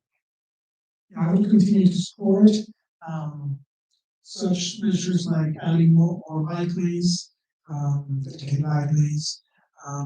Also, I've heard of the possibility of turning 100 East and 100 West, let's say, one-way avenues, and would hope that would take some of the stress, the traffic stress of Main Street. Just again, this is one of those that if it were easy to fix, it would have been fixed by now, probably. I grew up in Mexico. I grew up on transportation every single day to go from home to school. And living here, we are also used to freedom that to go anywhere at any moment. And those freedoms are hard to give up and to change our habits in a way that would have a positive impact for everyone. But I'm supportive of making those changes and sacrifices that could potentially lead to improvements in our traffic patterns. Okay, thank you. What is your plan to deal with more traffic on our city streets? Any thoughts about improving public transportation? Yeah, it's on my question. Moved back here in 2015 and the traffic was, I think it was about half what it is now. Just 3 weeks ago, I watched a lady on a motorcycle split lanes get flipped over a van right out in front here. It was pretty traumatizing. Luckily, there was no serious injuries, but yeah, the traffic has got ridiculous. Right now, we're facing more added traffic with no solutions. I'm kicking myself for missing that UDOT thing, but I don't believe that UDOT is actually coming up with any viable plans to it. Right now, the best thing that we can do is slow down development. We got to slow down this growth because it is the #1 reason people traveling from Princeton to Brigham. This is the main line going through here. If there is a solution, it would be making an alternative route, which they tried to do that on 10th. But then, of course, a lot of that, whatever happened, I guess it did make an all the way through. So it wasn't like sorry, my brain just flipped. We gotta slow down growth until we get some solutions here. I like the bike lane. That's pretty cool. Underground walkways on Main Street. That's a really good idea. You almost watch numerous people get nailed on Main Street from just from the Saturday market. People turning, trying to get on the main. Yeah, that's. I'm sure I'll think of something after I hand the microphone off to somebody else. So, All right. What is your plan to deal with more traffic on our city streets? Any thoughts about improving public transportation? I have thought a bit on public transportation, talking with people and realizing that the bus doesn't run on Sundays. There's jobs people have on Sundays, and my son used it for going to school, and he mentioned several times that he would track it, but if he missed it, then he would be late to school and he would end up having to walk or ride his bike because the next bus wasn't for another half an hour. And I personally think if we had a system that ran every 15 minutes instead of every half an hour, if there were specified routes for all the manufacturing places where people have graveyard shifts or Sunday shifts, they could actually use that to get to work. It would open up for employment options for people that don't have vehicles, and give them a specified route to work. As far as traffic, I have to agree with him. I think the only way to do that is to slow things down instead of going crazy. It's kind of insane how dangerous it is to walk across Main Street or Second East, First West. I'm like you. I have all these ideas, and then it just takes to figure out the rest. But I do believe that the public transit can be improved and expanded so that there is more opportunity for people to use it and to benefit from it. All right. What is your plan to deal with more traffic on our city streets? Any thoughts on improving public transportation? I think both of them kind of run in tandem with each other. I think one of the largest issues overall with congestion for what we see is based around the fact that we're so car centric. I think decentralizing that perspective and bolstering public transit to do a lot for people all around the board. Bike lanes are incredible, yes, but they're, the question of what's able to ride a bike or if it's too hot outside, that's bolstering. Plus, it's just 24 hours, having an hour to, increasing the range of them, having the consistency of them more open, and then also putting more infrastructural thought into train systems. That is one of the largest occurrences all across for the United States that has the means to do it. A train can just like in one ride over 5,000 vehicles, and they can have a consistent outreach. They can reach from here to Salt Lake to Ogden to wherever it may be, wherever it is implemented and instituted, and focus and traction into those. Since to get rid of course just there's a lot of costs in general, a lot of uses for them. However, decongesting that prospect gives the people who are comfortable, are fine being on the road, the opportunity to be on the road. And it includes so many people who are just kind of out of necessity forced into being on the road. They're forced to get a driver's license because it's too far. They're forced to get a driver's license because it's just all you have to do is to be training, travel friends or whatnot. It would be more thoughtful to engage with public transit because that would just traffic in general. All right. What is your plan to deal with more traffic on our city streets? Any thoughts about improving public transportation? I agree with a lot of things that have been said. As far as mindset does kind of need to change. I think it's difficult in the West when we have all this land and people are used to having cars versus a city like New York that they haven't had that option. They've had to rely on public transit.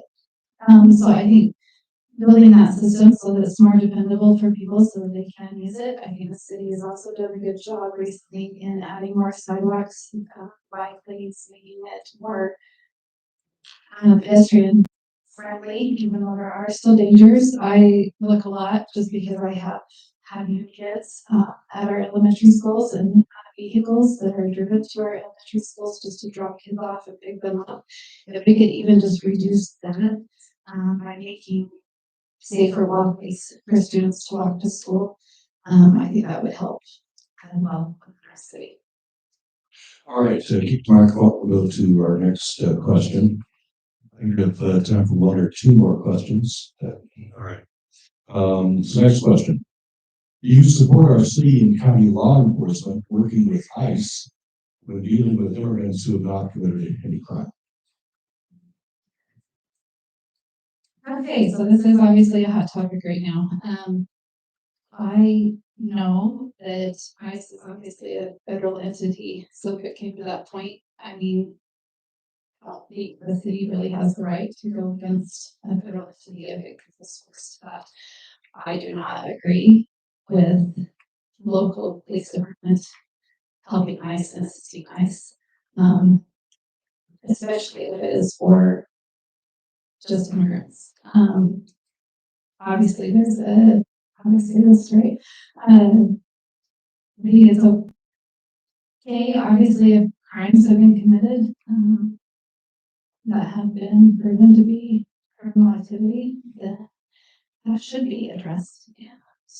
But besides that, I stand by the chief's statement that they will not be joining with ICE, and that's my statement as well.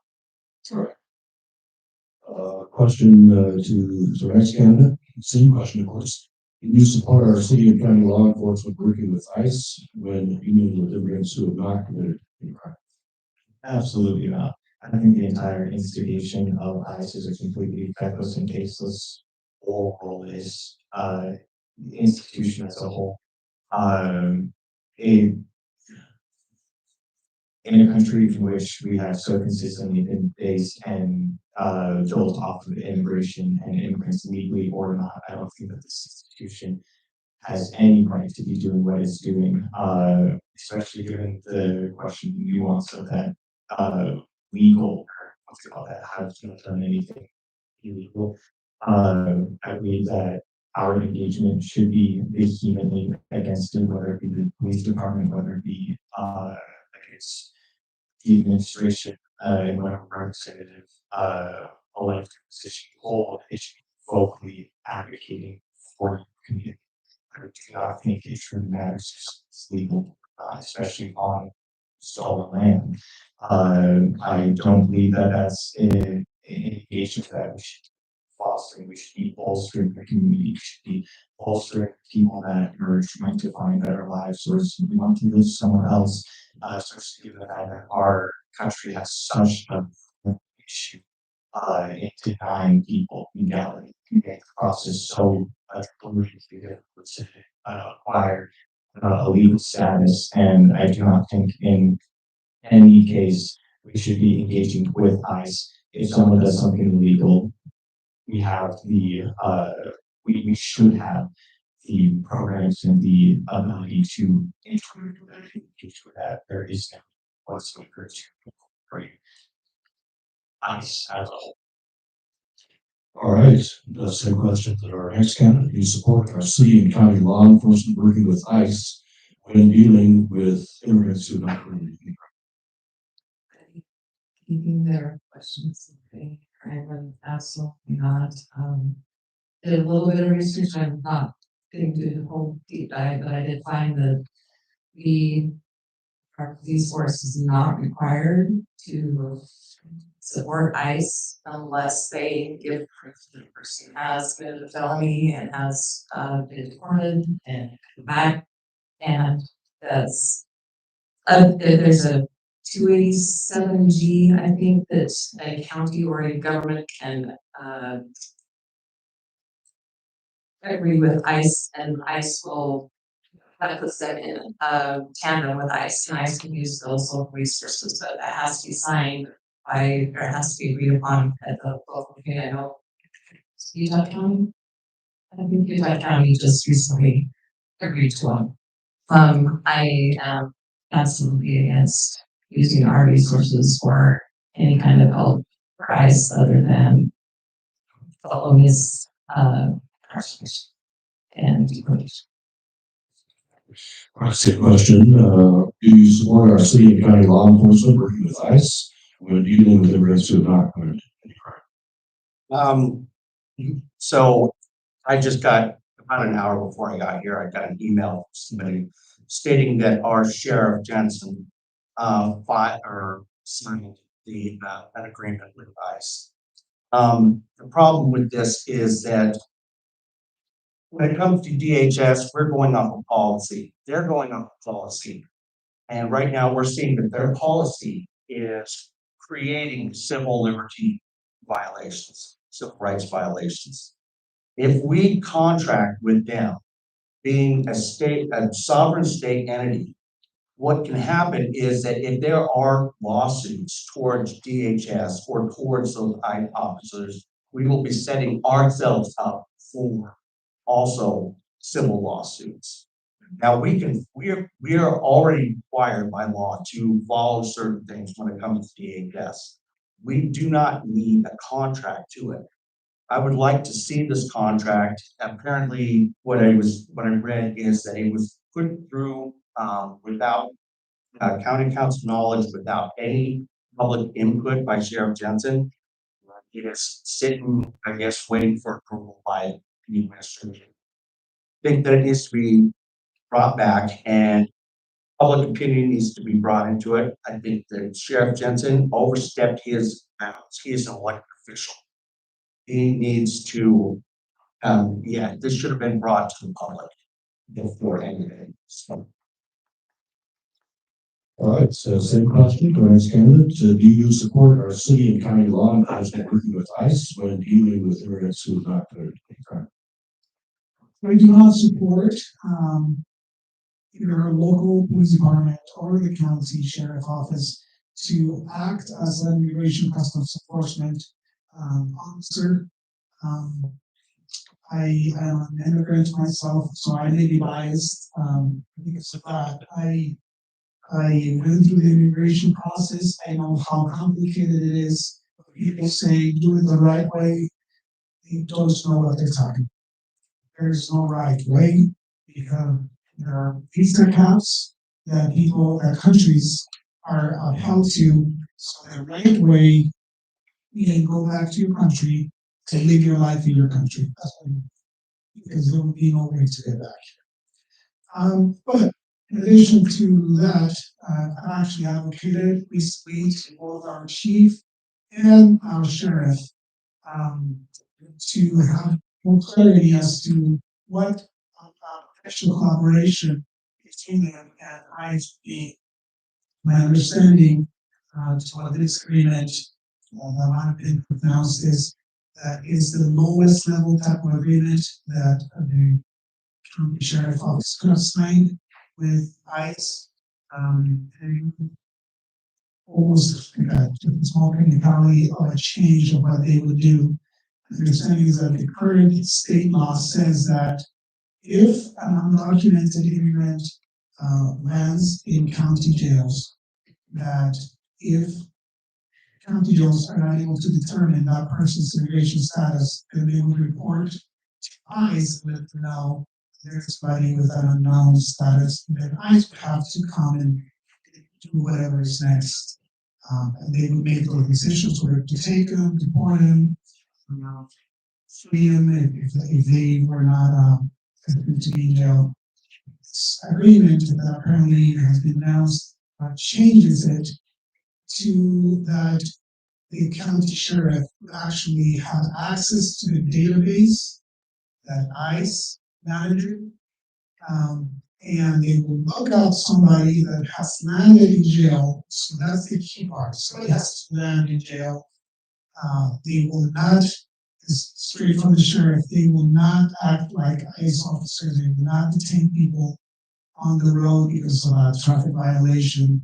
And they will only look out anybody that lands. Okay, time's up. Same question to you. Do you support our city and county law enforcement working with ICE when dealing with immigrants?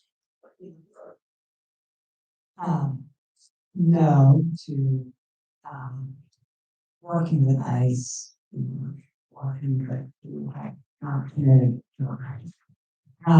So our police's purview is to maintain public safety and enforce state and local laws. I reached out to, so this is Logan City Council candidates, obviously working with county council and county sheriff is part of it.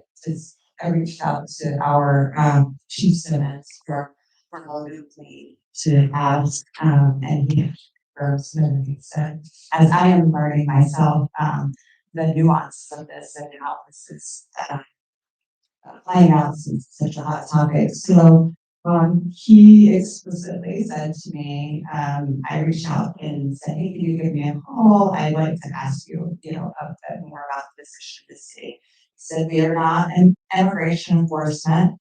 We have not made any agreements with ICE. We don't have authority for ICE. He did say when someone is placed in jail, They are kind of, you know, where they live, you know, some businesses. So the jail, does, once someone is placed in jail for a crime, will work with ICE if need be. But that is not Logan City Police. And he said that ICE also would inform them of the values. So anyhow, I needed to confirm really for Logan City Police, you know, sort of their position, and so that is she said, and was happy to share that I asked. Do you support our city and county law enforcement working with ICE when dealing with immigrants who have not committed any crime? I think it's against our constitution for the government, the federal government, to tell the local governments and state governments how we're supposed to run our lives, how we're supposed to run our programs.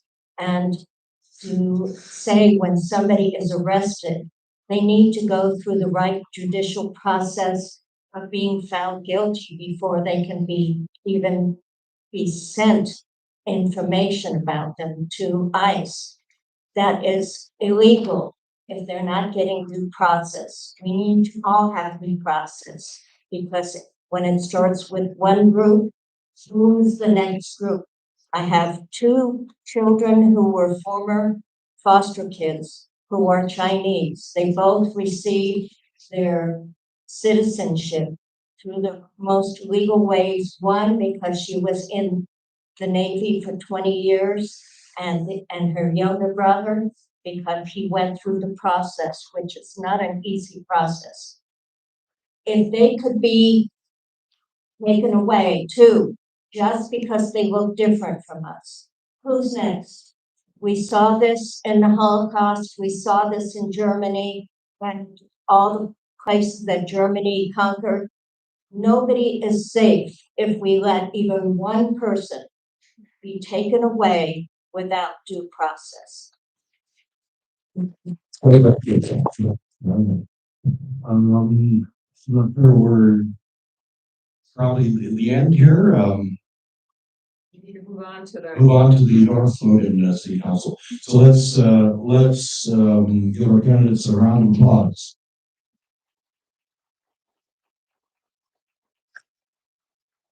Thank you so much. We'll take a brief break. We'll have the North Logan City Council candidates come forward. Yeah, thank you.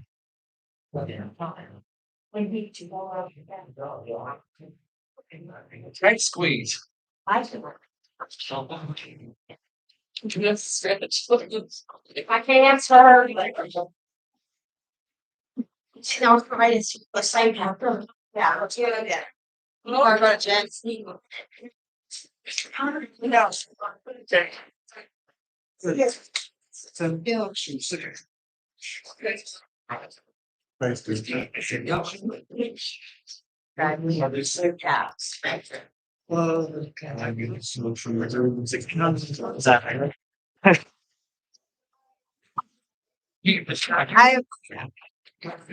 bigger facts and claims. Who's in there? Is there any oh, 278. Nice. That's great. Say this gave me more.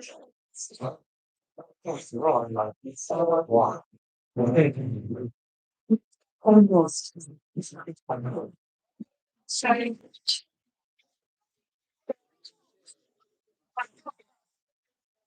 Their clients were on the streets, private, so like that's like their citizens. We are, so they're so blessed, as you're saying. We really want, you know, change for him.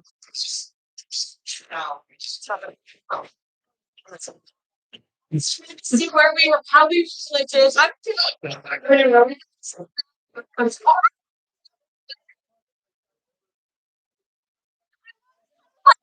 trying to think if you had any like relatives we were friends with. My dad's. My dad's like stayed. It's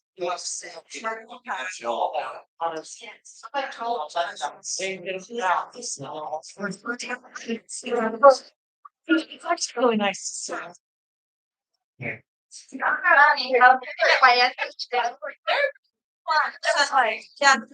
my dad. When he said, oh no, I'm not frustrated. That's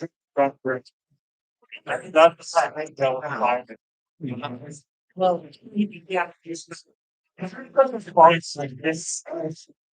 That project. So maybe like John, well, that's pretty anxious. Yeah, figured out like this. It's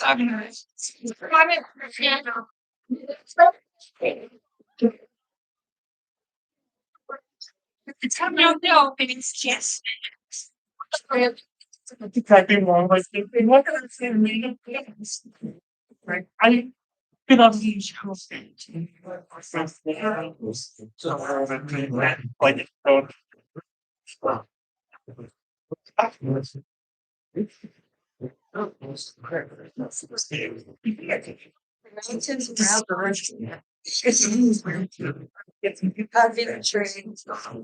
What's sorry, I'm sorry.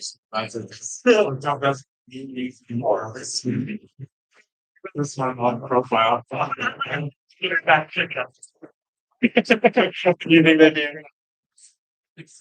treasure? What?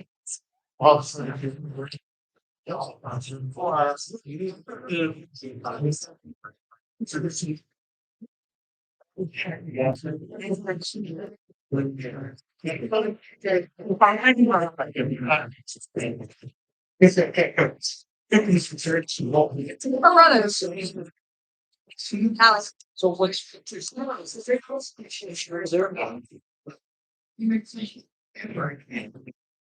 Dallas is driving us you. That's just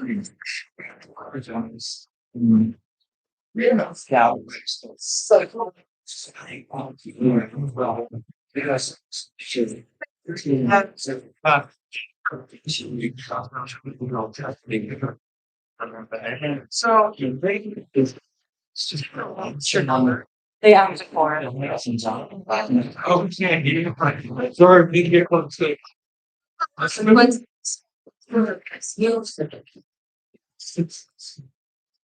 Well, yeah. So having a bad it's that's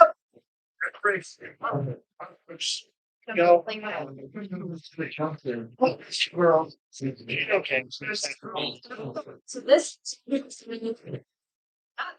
I'm trying to emphasize on this. Perfect for the quiz. You can probably what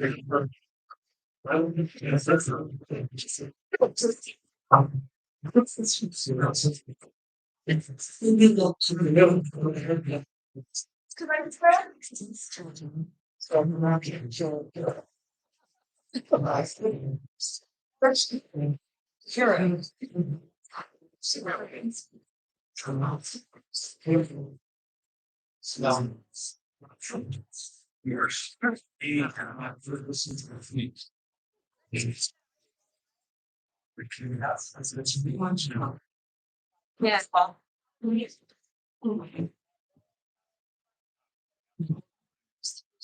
generation twice same generation nice. You know it's good like it's how it's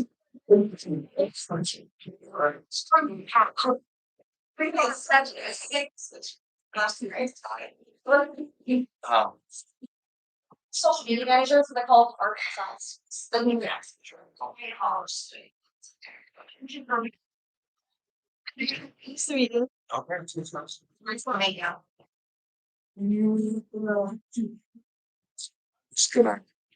What? All right, well, thank you, everybody. We're ready for our third panel, provider. This is presented by the Catchment League of Women Voters. Thanks to them. Thanks to the Logan Library and Tom Williams with Utah Public Radio moderating the past. We've had previously candidates for Logan City Council, and now our third final panel of the evening, which are candidates for North Logan City Council. So we'll start by having each of our candidates just take 2 minutes and just say your name and introduce yourself while you're running. Debbie has the timer, and she'll hold up the time's up when 2 minutes are up. So go ahead. My name is Kurt Larson. I've been to North Logan 20 plus years now. My wife and I married Catherine. We raised 4 daughters in North Logan. I work for a local construction company. We specialize in commercial and contractors. And we know really love North Logan. And the people ask me all the time, why are you running? And sometimes I ask my students. Well, one of the biggest reasons I think I'm running is it's something that I've always thought I could give back. I have a lot of insight and background that I think is valuable to the city. And I'm in a stage of life now where I can devote that time and energy to be of service to the citizens of North Logan. Hi, my name is Emily Schmidt. One of the things that I've loved most about living in North Logan is the sense of community. The very first time I was able to go to the pumpkin walk, and if you haven't been, I would recommend. I've never felt so close to so many people at just a beautiful community event. And I grew up in the Midwest where I would receive extra credit for going to my small city. We called it a village. We'd go to the village council meetings as part of extra credit. And I always had a desire to serve and to know more about our municipal government. The biggest things that I'm running for are water, growth, and build out for North Logan, and then to complete our trails. Those things are absolutely critical to North Logan at this time. And I hope that within these next 4 years, we can make the decisions that will lead us to the future we want in 20 years. That's why I'm running. My name is Tim Gabe. I've been living in North Logan now for about 5 years. And I wanted to run for city council to make sure that we are continuing to protect the open and green spaces that make North Logan such a special place, as well as to ensure that it continues to be an accessible place. And then continuing to make sure that our government is open and accessible, that the city government is hearing what the citizens are saying, as well as being communicative in what is going on, so that people aren't surprised by what is happening within the city, whether that's construction or city decisions. Now, before I moved to North Logan, I worked for about 6 years as a detention officer with the Sheriff's Office in Flagstaff, Arizona. And during that time, I learned a lot about what goes on behind the scenes in public safety. And I can bring that to the table here in order to build a relationship with our public safety provider, the North Park Police Department, to make sure that they have the resources that they need to make sure that we can continue to have a safe environment. And I'm looking forward to being able to hear the issues that are important to our voters and to bring them to the council to have a resolution. Thank you. All right. The legal voters will call for questions for candidates, and these are questions that were provided by members of the community. So we'll go by these questions. Each candidate in turn will have 2 minutes, and we'll start in this case with Tim McCain. First question: how will you address the increasing cost of housing, including the price of renting? Thank you. I think for the price of housing, I would like to see the city council approving developments that are a balance of single-family housing as well as multifamily housing. to make sure that we are providing opportunities for people along the entire spectrum financially to be able to live within our community. Yeah.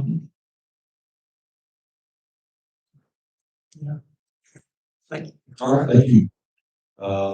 It'll come next to Emily Schmidt, the same question. How will you address the increasing cost of housing, including the rest of renting? So North Logan just went through our general plan process, and within that process, we also did a city center master plan, and we worked with people out of Zions Bank to help us really financially decide, like, how can we do this? And the one major thing they said is we needed to have mixed use. We need to have businesses mixed with living spaces as much as possible. That would allow us to preserve green space. It would allow us to grow our city and allow people to get a little piece of that American dream by owning. Right now, we're in the process of negotiating with different property owners to see if we can get some developments that would allow for not just rentable housing, but houses that they could own, condos, things that people could start to get on that housing market. One of the most critical things that I found after being on the city council for the last 4 years is that as much as I can do everything in my power on city council, we cannot make builders build. So the other thing that I've been focusing on pretty heavily is talking to our legislatures to start putting a little bit of pressure on building. And right now, North Logan has over 150 building lots that are entitled, meaning they can get a building permit tomorrow. And we're not seeing that. So when we talk about housing prices costs, we also need to talk about how many lots are going unbuilt. And what are we doing to fix that? All right, next to Kirk Larson, the same question, of course. How will you address the increasing cost of housing, including rest renting? So that's kind of a tricky thing because there's a good population in North Logan, and marketed when you see big blocks or a half acre plus, and that's okay. But I'm not sure that that should be everywhere, and how we address that with, and Emily's alluded to this with the master plan and that, and trying to address that. And the thing I see is that we probably, in my opinion, we probably put an unfair share of the high density on maybe the lower half of the float. And I think one of the great things about a city that would really help it grow is when you mix a little bit of high density in with some of the other places. It's probably not very popular to some people because it's not my backyard. But you need a good mixture of high density with your low density, and you also need a good. My kids aren't going to buy a half acre plus lot. They need, a fifth acre lot. And from a builder standpoint, I talked to a lot of home builders and then they say, the problem is we could build as many houses, but we got to be able to figure out how to build them cheaper. And probably one of the places we start with that is cheaper lots. All right, we'll start the next question with you. Question is, what might the city council do to help improve air quality in Catchfire? So, I probably kicked against it more than I should when Catchfire went to emissions a few years back. But now I can really see the merit of it. It's really cleaned up our air. The inversions used to be horrible. And so one of the things I think is movable roads, meaning if you have roads that go straight through, very little stoppage, we can move traffic faster and more efficiently, and we don't have those stopped cars putting emissions in.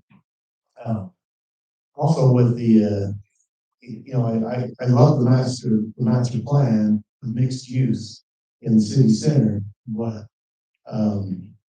I'd like to see more mixed use, meaning maybe some neighborhood markets, some things like that, where we can invite people to travel less, and maybe if they need a gallon of milk, they can run down a couple blocks to a neighborhood market instead of maybe a mile and a half to Walmart.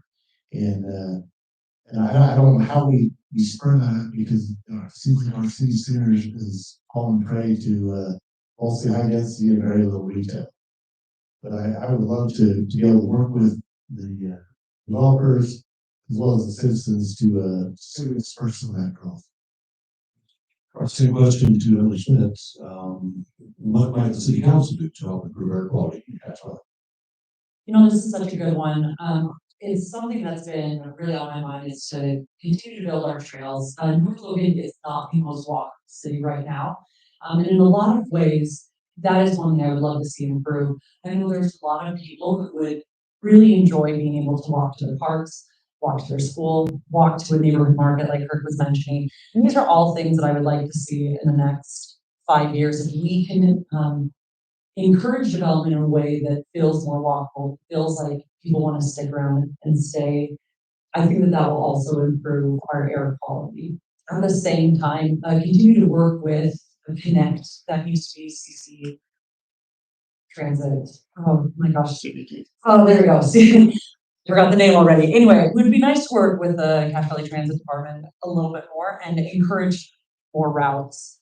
Think of ways that we can make our buses more efficient, make our cars more efficient, and encourage people who are using e-bikes and other things to have places that they can go and have roads that feel safe for them to be on.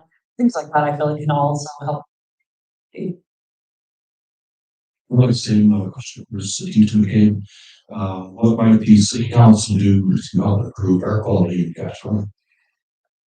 So I would like to see the city focusing on promoting non-car based transit. So whether that is the Connect system expanding to have more stops closer to housing within the city, or having dedicated bike lanes or trails. Because I know that when my boys were younger, I had days where I would drive to a park in order to walk with a stroller because the road out here didn't have a safe walking area. So I'd have to be walking in the street with cars going by fairly quickly and my young children in a stroller, and that didn't feel safe to me. Whereas if we have a substantial trail network that connects the city, I think people would be able to walk or ride a bike or take a stroller rather than having to drive to go to different parts of the city to shop, to go to the library, to go to the park. All right, very good. Let's move to our next question, and we'll start with Tim McCabe on this one. How do you preserve and protect our water resources? So I think the preservation of our water resources requires a multi-pronged attack. I think we need to increase the amount of resource that we have, and the city is currently doing that with the construction of the tank that I believe will be completed next year, hopefully. And along with that, I think there needs to be substantial education and outreach on ways that community members can conserve water. And I think a really important part of that is the city taking an active role and being an example and using water-wide plantings in the place of more water-heavy grass landscaping. So I'd like to see that conversion as well as education about available programs such as Water-Wise Conversion Rebate and the Utah Pollinator Planting grants. So I would like to see the city sponsoring workshops to help people work through those application processes. My family recently went through it, and initially it was very intimidating because the application and the examples looks like you need a professional landscape designer. But going through the process, we found that it was something that was doable, just my wife and myself. And I would like to make sure that our community members are able to feel that same way and take advantage of these programs that can help each and every one of us conserve water. Same question to Emily Schmidt. How will you preserve and protect our water resources? Well, right now, North Logan went through a water audit where we got results February this year. And one of the things that they stated that North Logan was doing really well was conserving water. And we're doing a pretty good job of educating and encouraging water use. Now, pretty good does not mean excellent. It definitely does mean that there's work. And I really want to build off of what Tim said there. Untitled Chapter programs in beyond just really city sponsor them. utilizing the resource of the university is literally in our back door. I went down to South Jordan to an entire campus where they had multiple people from Utah State showing exactly how to build with labeled things like Pearson hardship, right? That's water wise, of different varieties, people can kind of pick and choose and see in person what it's like. I'm thinking, man, they're right there. Well, let's be knocking on the door of that natural resource, utilize all that good talent that we have and keep here in this valley. Those things are all good. At the same time, we do have some users specifically who have yet to be encouraged to use less water. So for me, continuing to find the water rate that will help encourage them to use less water. Zach Ruth, the water department head, said once, I really don't want the money. I really want the gallon of water. And that's the attitude that I feel too. But I really don't want your money. I want the gallon of water. I want you to be encouraged to use less. For most people, that's an easy one, but there are a couple who are struggling to come to that same conclusion. So continuing to find ways to encourage smart, good water use while at the same time acknowledging that there are just certain people who are maybe never going to feel the same way. And so what can we do to encourage that? Anyway, that's what I would do. All right, thank you. Same question to Kirk Larson. How you preserve and protect our water resources?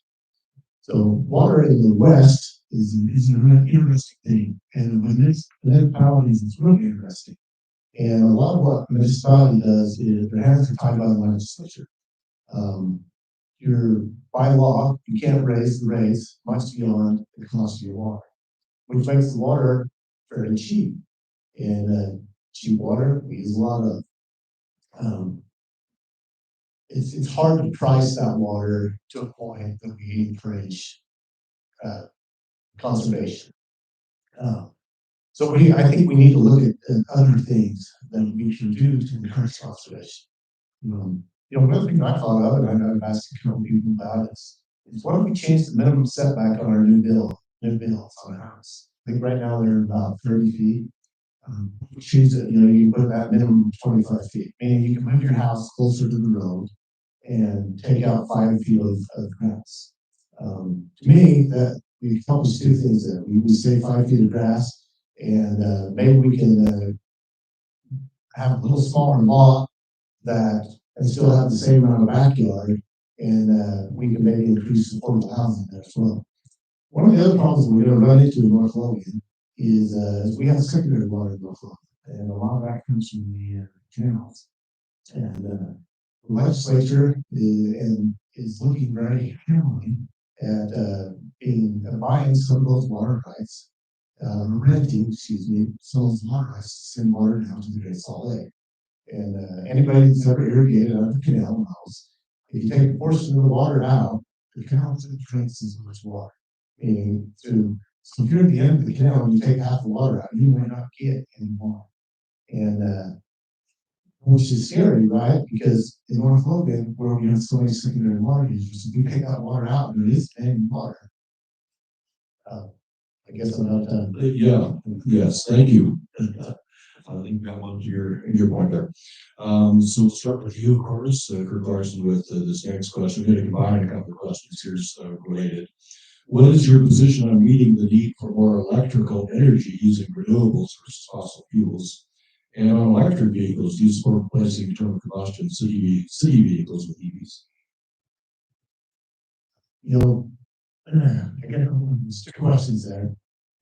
One is that so in North Logan, we're on this municipality that we have our own electrical system. We are subscribers to Rocky Mountain Power, and so it's a little different. But some municipalities, where they have their own system, they can buy into different projects where they can basically generate their own power, and we don't have that luxury per se. So we have to encourage electrical conservation. It's hard for us to encourage energy production in North Logan. As far as EVs, I'm opposed to looking at them for city vehicles. I'm not sure the practicality, in all aspects. All right, I'll turn next to Ellie Schmidt, same questions. What is your position on meeting the need for more electrical energy using renewables versus fossil fuels and electric vehicles used for replacing internal combustion city vehicles and EVs? So there are certain city vehicles that I think that would work really well for, but others that the electric vehicles don't quite have the specs that we need. And I'm speaking specifically for law enforcement vehicles that we have. Right now, they require a very specific set of things that are hard to find in an electric vehicle that is at a price point that we can all feel comfortable with. Now, am I saying that in the future we won't want to head there? No. In fact, I'm very encouraged by the signs I've seen for electric vehicles, price points with quality, and their ability to continue to have a renewable source. Kirk really put it very well, though. I wish that I could say, oh yeah, North Logan is going to be looking into renewable energies. We are an end user at this point, and sadly have very little say over how we're being powered with their energy. So we would always, I would always encourage looking for whatever source we can to be as most efficient as possible. Our sources are diminishing, and that's just a reality. We have to decide where we're going to go from here. People are not going to want to stop driving, not going to want to stop having the ability to move freely. So that's how I feel about it. All right, so same questions now for Tim McCabe. What is your position on meeting the need for more electrical energy using renewables versus fossil fuels and electric vehicles used for replacing internal combustion city vehicles with EVs? So as far as North Logan's use of renewable resources, I would like to see the city explore introducing solar panels into the new construction for the city buildings as a way to reduce some of the electricity that we are purchasing as an end user.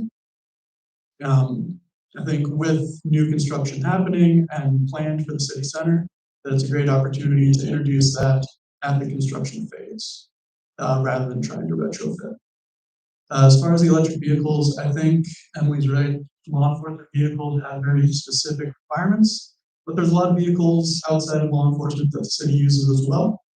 And at the end of life of those vehicles, I would like the city to explore converting the fleet to electric vehicles, performing cost analysis to make sure that we're continuing to be fiscally responsible to the taxpayers, but making sure that we are being an example and doing what we can. Thank you. All right, questions left from the community. I think we have some time for any questions here at the library. So starting with Tim McCabe on this one, do you support city and county law enforcement working with ICE when dealing with immigrants who have not committed any crime? So when I worked with the sheriff's office in Arizona, I had experience working with undocumented immigrants. And I think that to the extent of performing interviews and placing holds on people in custody who have committed crimes, that is the extent that I would like to see our local law enforcement cooperating with immigrations. Okay, same question to Emily Schmitz. Do you support city and county law enforcement working with ICE when dealing with immigrants who have not committed any crime? I think we're at a really hard point in America's history. Right now, I feel like we're struggling to fulfill the Constitution mandates where we allow the federal government to be conservative in the states to do state level and cities to do city. And now we're kind of combining them all. As a person who 100% believes in the Constitution, I would love cities to stay out of immigration things. It's hard for cities to make rules for just themselves when we live in a state and live in a federal level. I would love immigration to be handled on the federal level. At the same time, as a person who lives in a city, who has had many conversations with chief of police, I will tell you this. Chief Goodrich of the North Park Police Department has shown me how well he handles and interacts with all people, documented, undocumented. I would like him to continue running those things because I know he would handle it with the humanity everyone deserves. People to be treated like people and not like numbers and not dehumanized. And that is where I would like us to continue to stay Whether I would like our local governments to, our local police force to get super involved, or like them to, I think to set it best, stick with interviews, stick with maybe detainment of people who've committed crimes, and that's where it is for me as well. Right, for Herb Larson, the same question. Do you support our city and county law enforcement working with ICE when dealing with immigrants who have not committed crime? What you can just say, I second everything Emily said, because she gave a wonderful, very good answer, very concise. I have a lot of friends in law enforcement, and I visited with them on this. And the consensus I came to, listening to them, is that this is not a high priority for them. You know, maybe high, what's the word I'm looking for? High profile criminals. Yeah, you know, there is a place there to detain them. But, you know, the common everyday man, they simply don't have time, or the resources to be ICE. ICE has a job, that's their job. You know, when asked by ICE, you know, to provide backup, I think that's the extent, really, in my opinion. All right, thank you. So the last question from the community questions. Sort of Kurt Larson on this. What will you do to support and protect our LGBTQ plus youth in the community? You know, this is a hot topic, you know, LGBTQ community. I had a volunteer position not too long ago where I interacted with people who had LGBTQ people in their family, LGBTQ people themselves. And I always said, oh, it's the respect. You know, there's more that probably be out of instances. You know, whatever they decide to do, as long as they or give me the same respect that I would expect from me, I think that's how it should work. Is a mutual respect. They respect my values. I respect their rights. And I think when we do that, we can all live together in harmony and in a peaceful society. So the question for Andy Schmidt, what will you do to support and protect our LGBTQ plus youth?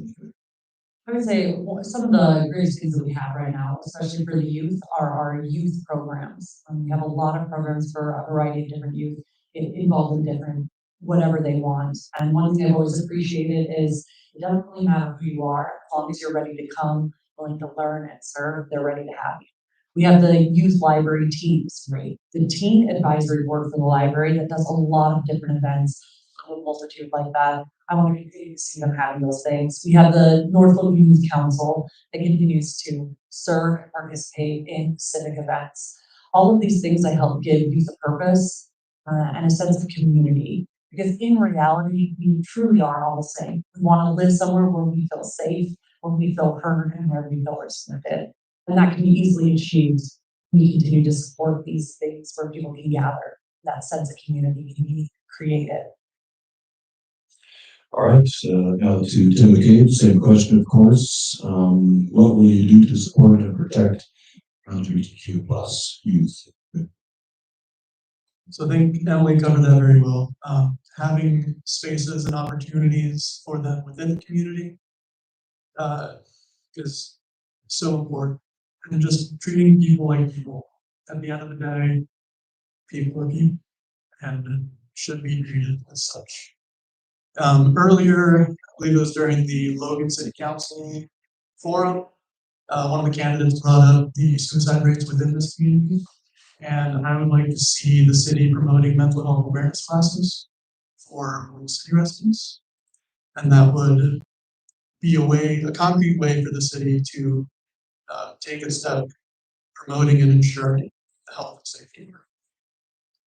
All right, thank you. So that concludes the questions from our community submitted ahead of time. We have a new time. We could convene The audience.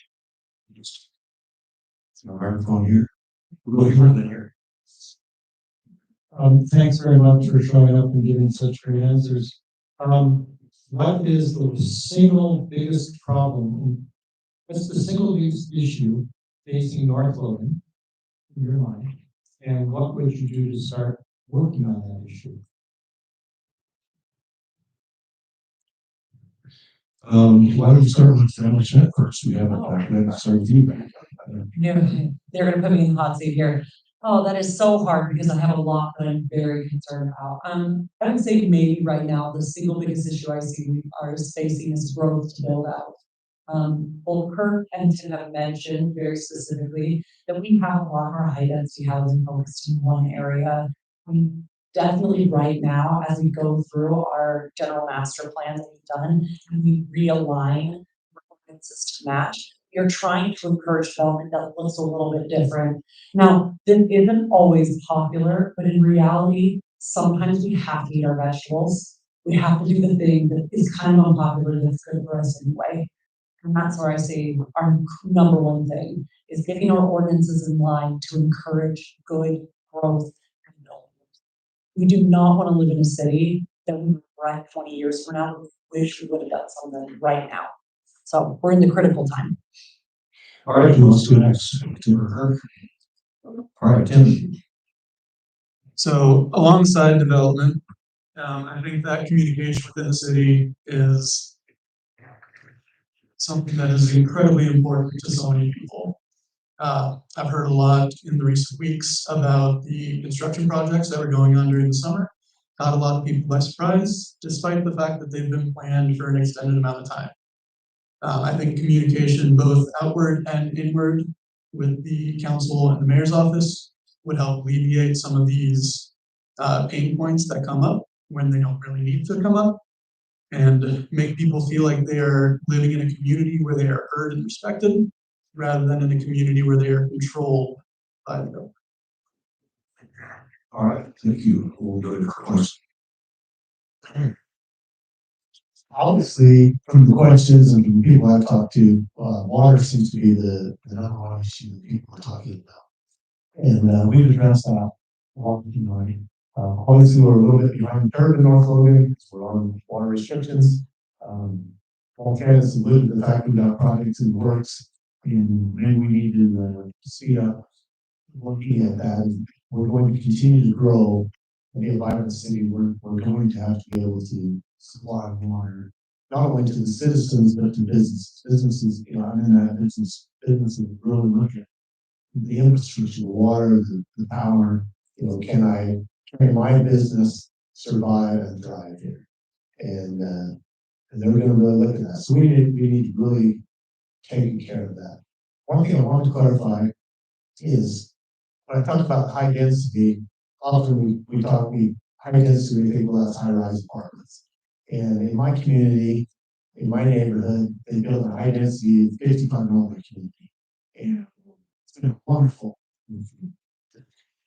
I would love to see that in other parts of North Logan. Another question. Good evening, thanks for being here. I'm not pronouncing 39 here. That's North Logan.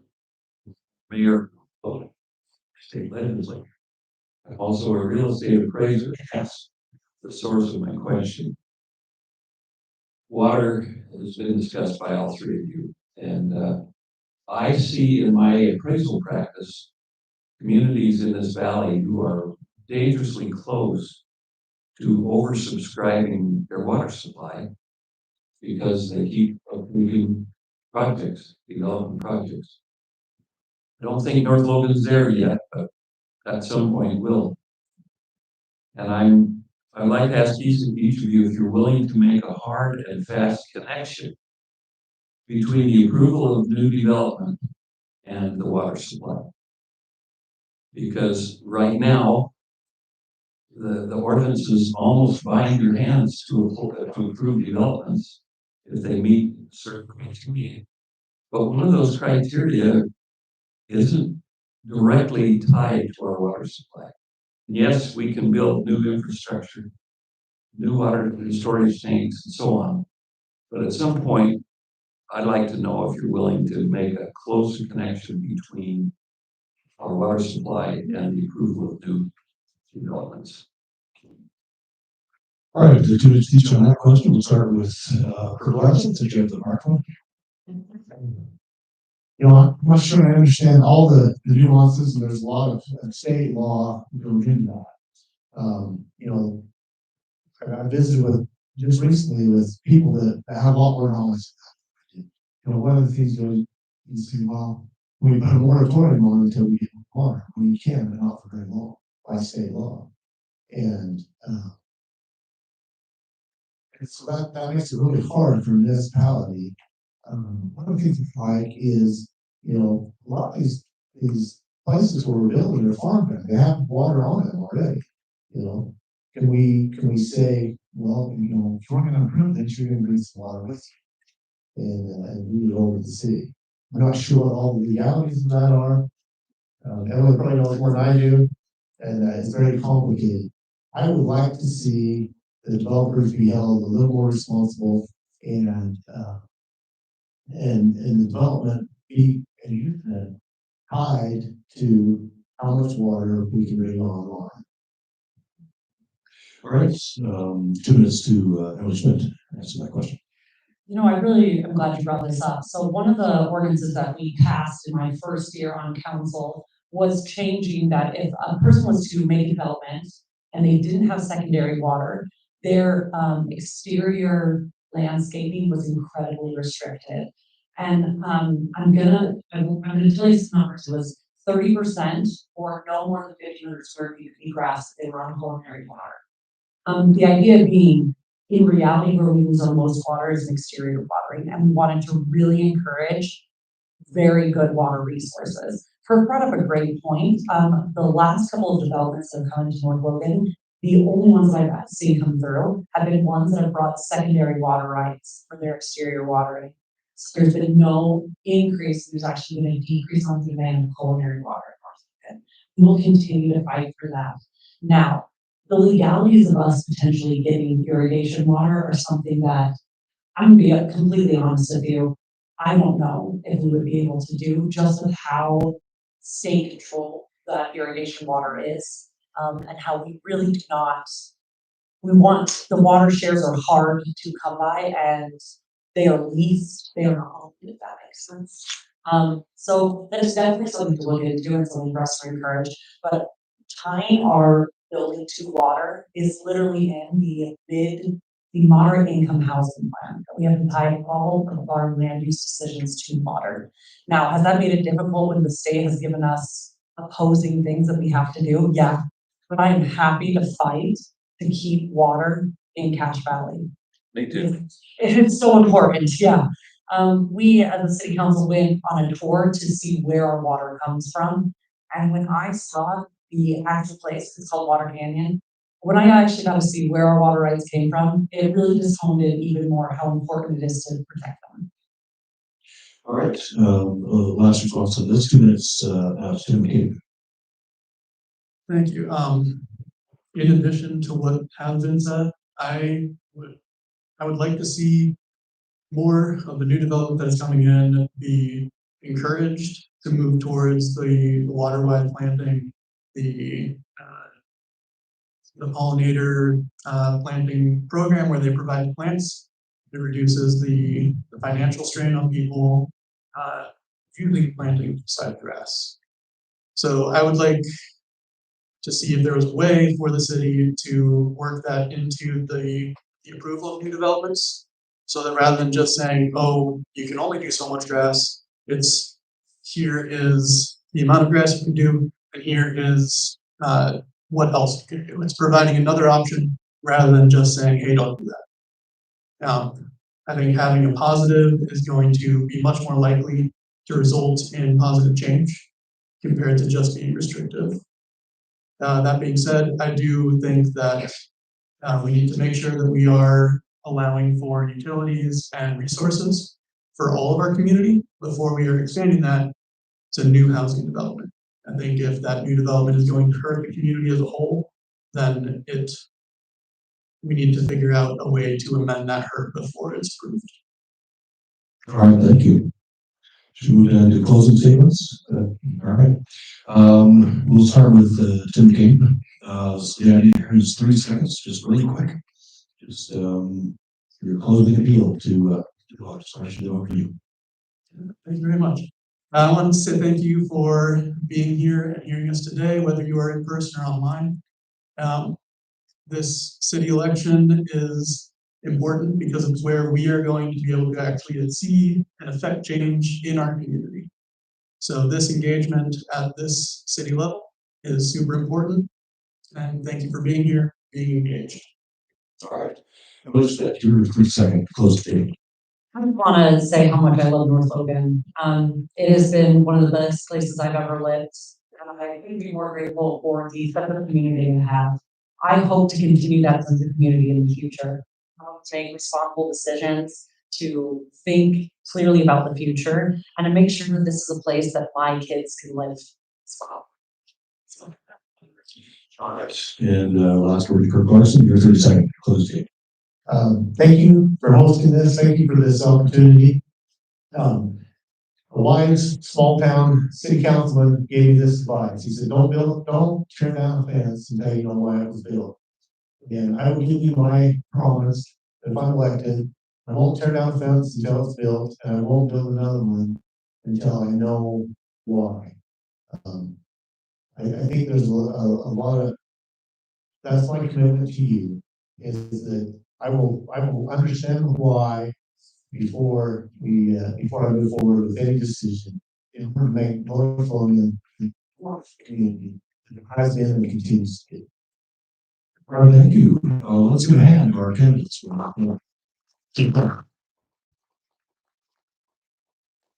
Thank you very much. Thanks everyone. Thanks everybody here at the Logan Library. Thanks to the Logan Library.